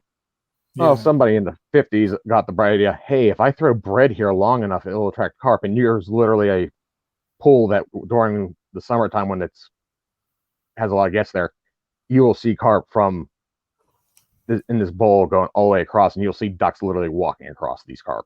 Wow. There are that many in this thing. Yeah. But on the other side of this, you can fish there. Yeah. It's what I like to call my confidence fishing spot. I go there once a year because it's literally like the best possibility of a pay lake without being a pay lake. Yeah. Because it's got two jetties coming out on either side. It's a pool behind it. Boats can't get into it from the main lake. And you literally just cast out and you wait for the fish to come in because they'll rotate in and out of that spillway area to get the free meal. And you catch the fish on the way in. Yeah. And I've caught a lot of 15ers. There's not a lot of, there are some big carp, but those are usually the smart ones. Yeah. Or the ones that somehow managed to snap my 30-pound braid. Yeah. But there's a place like that not too far from my house where people would always feed the carp with bread, you know. And it was a restaurant, and after they'd eat, they'd walk out and basically throw any scraps, you know. And if you threw bread, you'd literally see thousands, like just the whole lake would come to that little dock. There'd be like thousands of carp. And I actually had permission to fish it many years ago. So I'd go over there, throw a piece or two of bread in, just dip mine in right there, catch one. And then they'd get a little bit skittish for about 5 minutes, you know. So I'd just kick back and throw a little bit more bread, and you could just literally catch them all day, you know. So I mean, that's one thing I found. Like, carp are smart, but then sometimes they are just so stupid. Yeah, and Zach commented, sounds like the lake behind Hilltop. It was actually the lake behind Lakeview, the Lakeview restaurant. So, and I know Jareth, he'd asked me how close I am to the Ohio River. I think the closest spot of the Ohio River, I'm probably a little over an hour or two.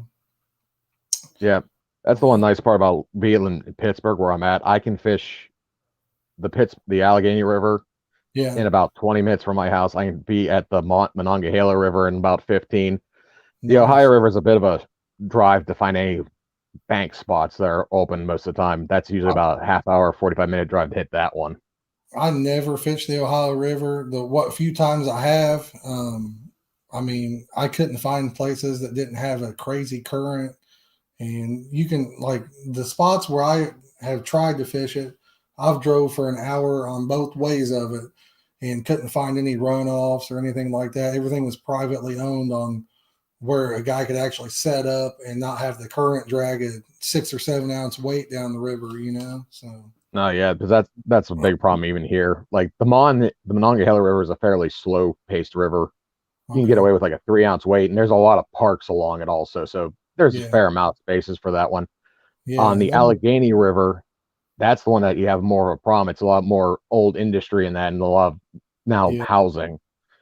Okay. And that river flows. I've thrown out 4 ounce sinkers. I actually just got in some 6 ounce sinkers so that next year I can sink my bait to the bottom and make sure it doesn't shift. Like they're the flat ones. They even have like the little nubs on them so they grip the bottom better. I'm like, if those don't hold at this point, I'm just going to have to deal with the fact that I'm going to cast upriver and then wait for it to hit down below me and then reel it back in before I tick everybody else off that's fishing on that barge. Yeah, and see, like the Ohio River, like I said, the spots I tried, I mean, if it can drag a 6 ounce weight like it's nothing, I mean, as soon as it hits and it goes down the river, then you know if you throw bait out there, it literally, the bait is 2 states over. You know, I mean, it pulled that down there too. Hey, what's up, Shane S? Jareth said he saw some 40-pound carp out of the Ohio River, but they were from bow hunters. Yes, that is very, very unfortunate, Jareth. Oh yeah. But yeah, there's not surprised. It's like this year I tried carp fishing. There's a lake that I go to every year with my parents, my sister, and that we all go up and get a cabin up in the mountains. Yeah. And when we were younger, we would borrow my uncle's rowboat and take it up there for the week. There were some 50-pound carp. I am not joking you. They were at least 3 foot, 3.5 foot carp in this lake. Yeah, I mean that's awesome. I'd love to. I've never caught one. Caught a lot of 30s, but that's about as big as they get in my area. Next year, we're going to try to go to Del Hollow and actually get some real fishing in, and who knows what you could hook up with down there. So. Oh yeah, because this year I legitimately tried doing the baiting area a little bit. I literally would walk out with all I had at the time was my standard bass fishing, my 7.5 foot medium heavy rods. I would walk out because it's only about 6 feet going out until you hit about 50 yards offshore. Yeah. Place my bait on top of the bait pile, walk it back to shore, sit there.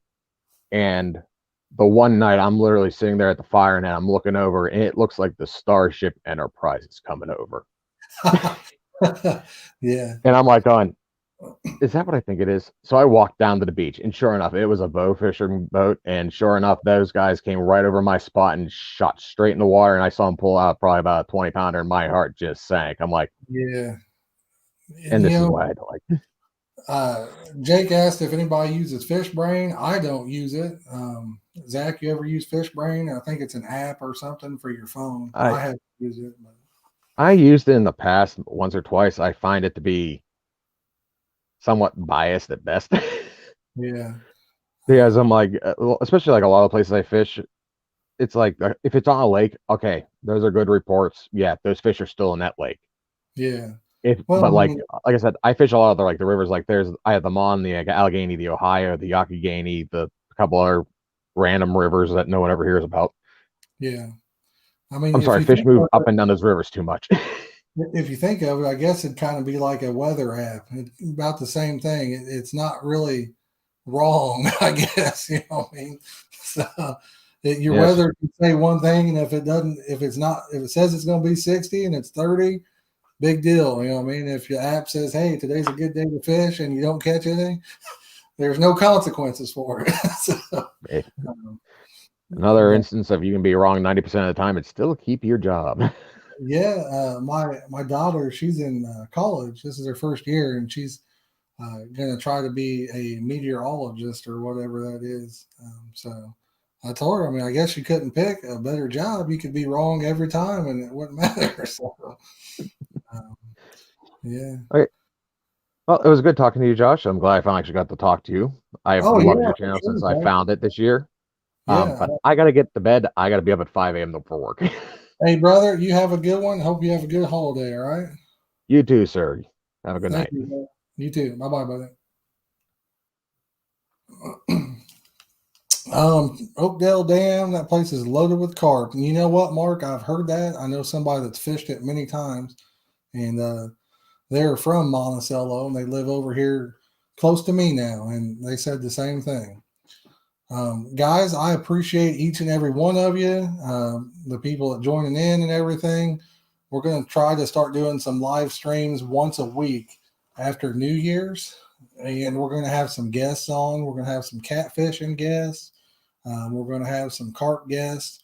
We're going to have all kinds of cool stuff, and we'll do that until we get to where we can actually live stream some fishing. I've been sitting on this stool here for 3 hours now, and it's killed my back, boys. So like I said, I do appreciate y'all. I hope everybody has a great Merry Christmas, whatever holiday you celebrate. I hope you guys enjoy it. Spend time with some loved ones, and we'll catch you this Sunday with the live stream, and we'll find out who wins that Piss of Fun reel. So peace out, guys. I appreciate each and every one of you.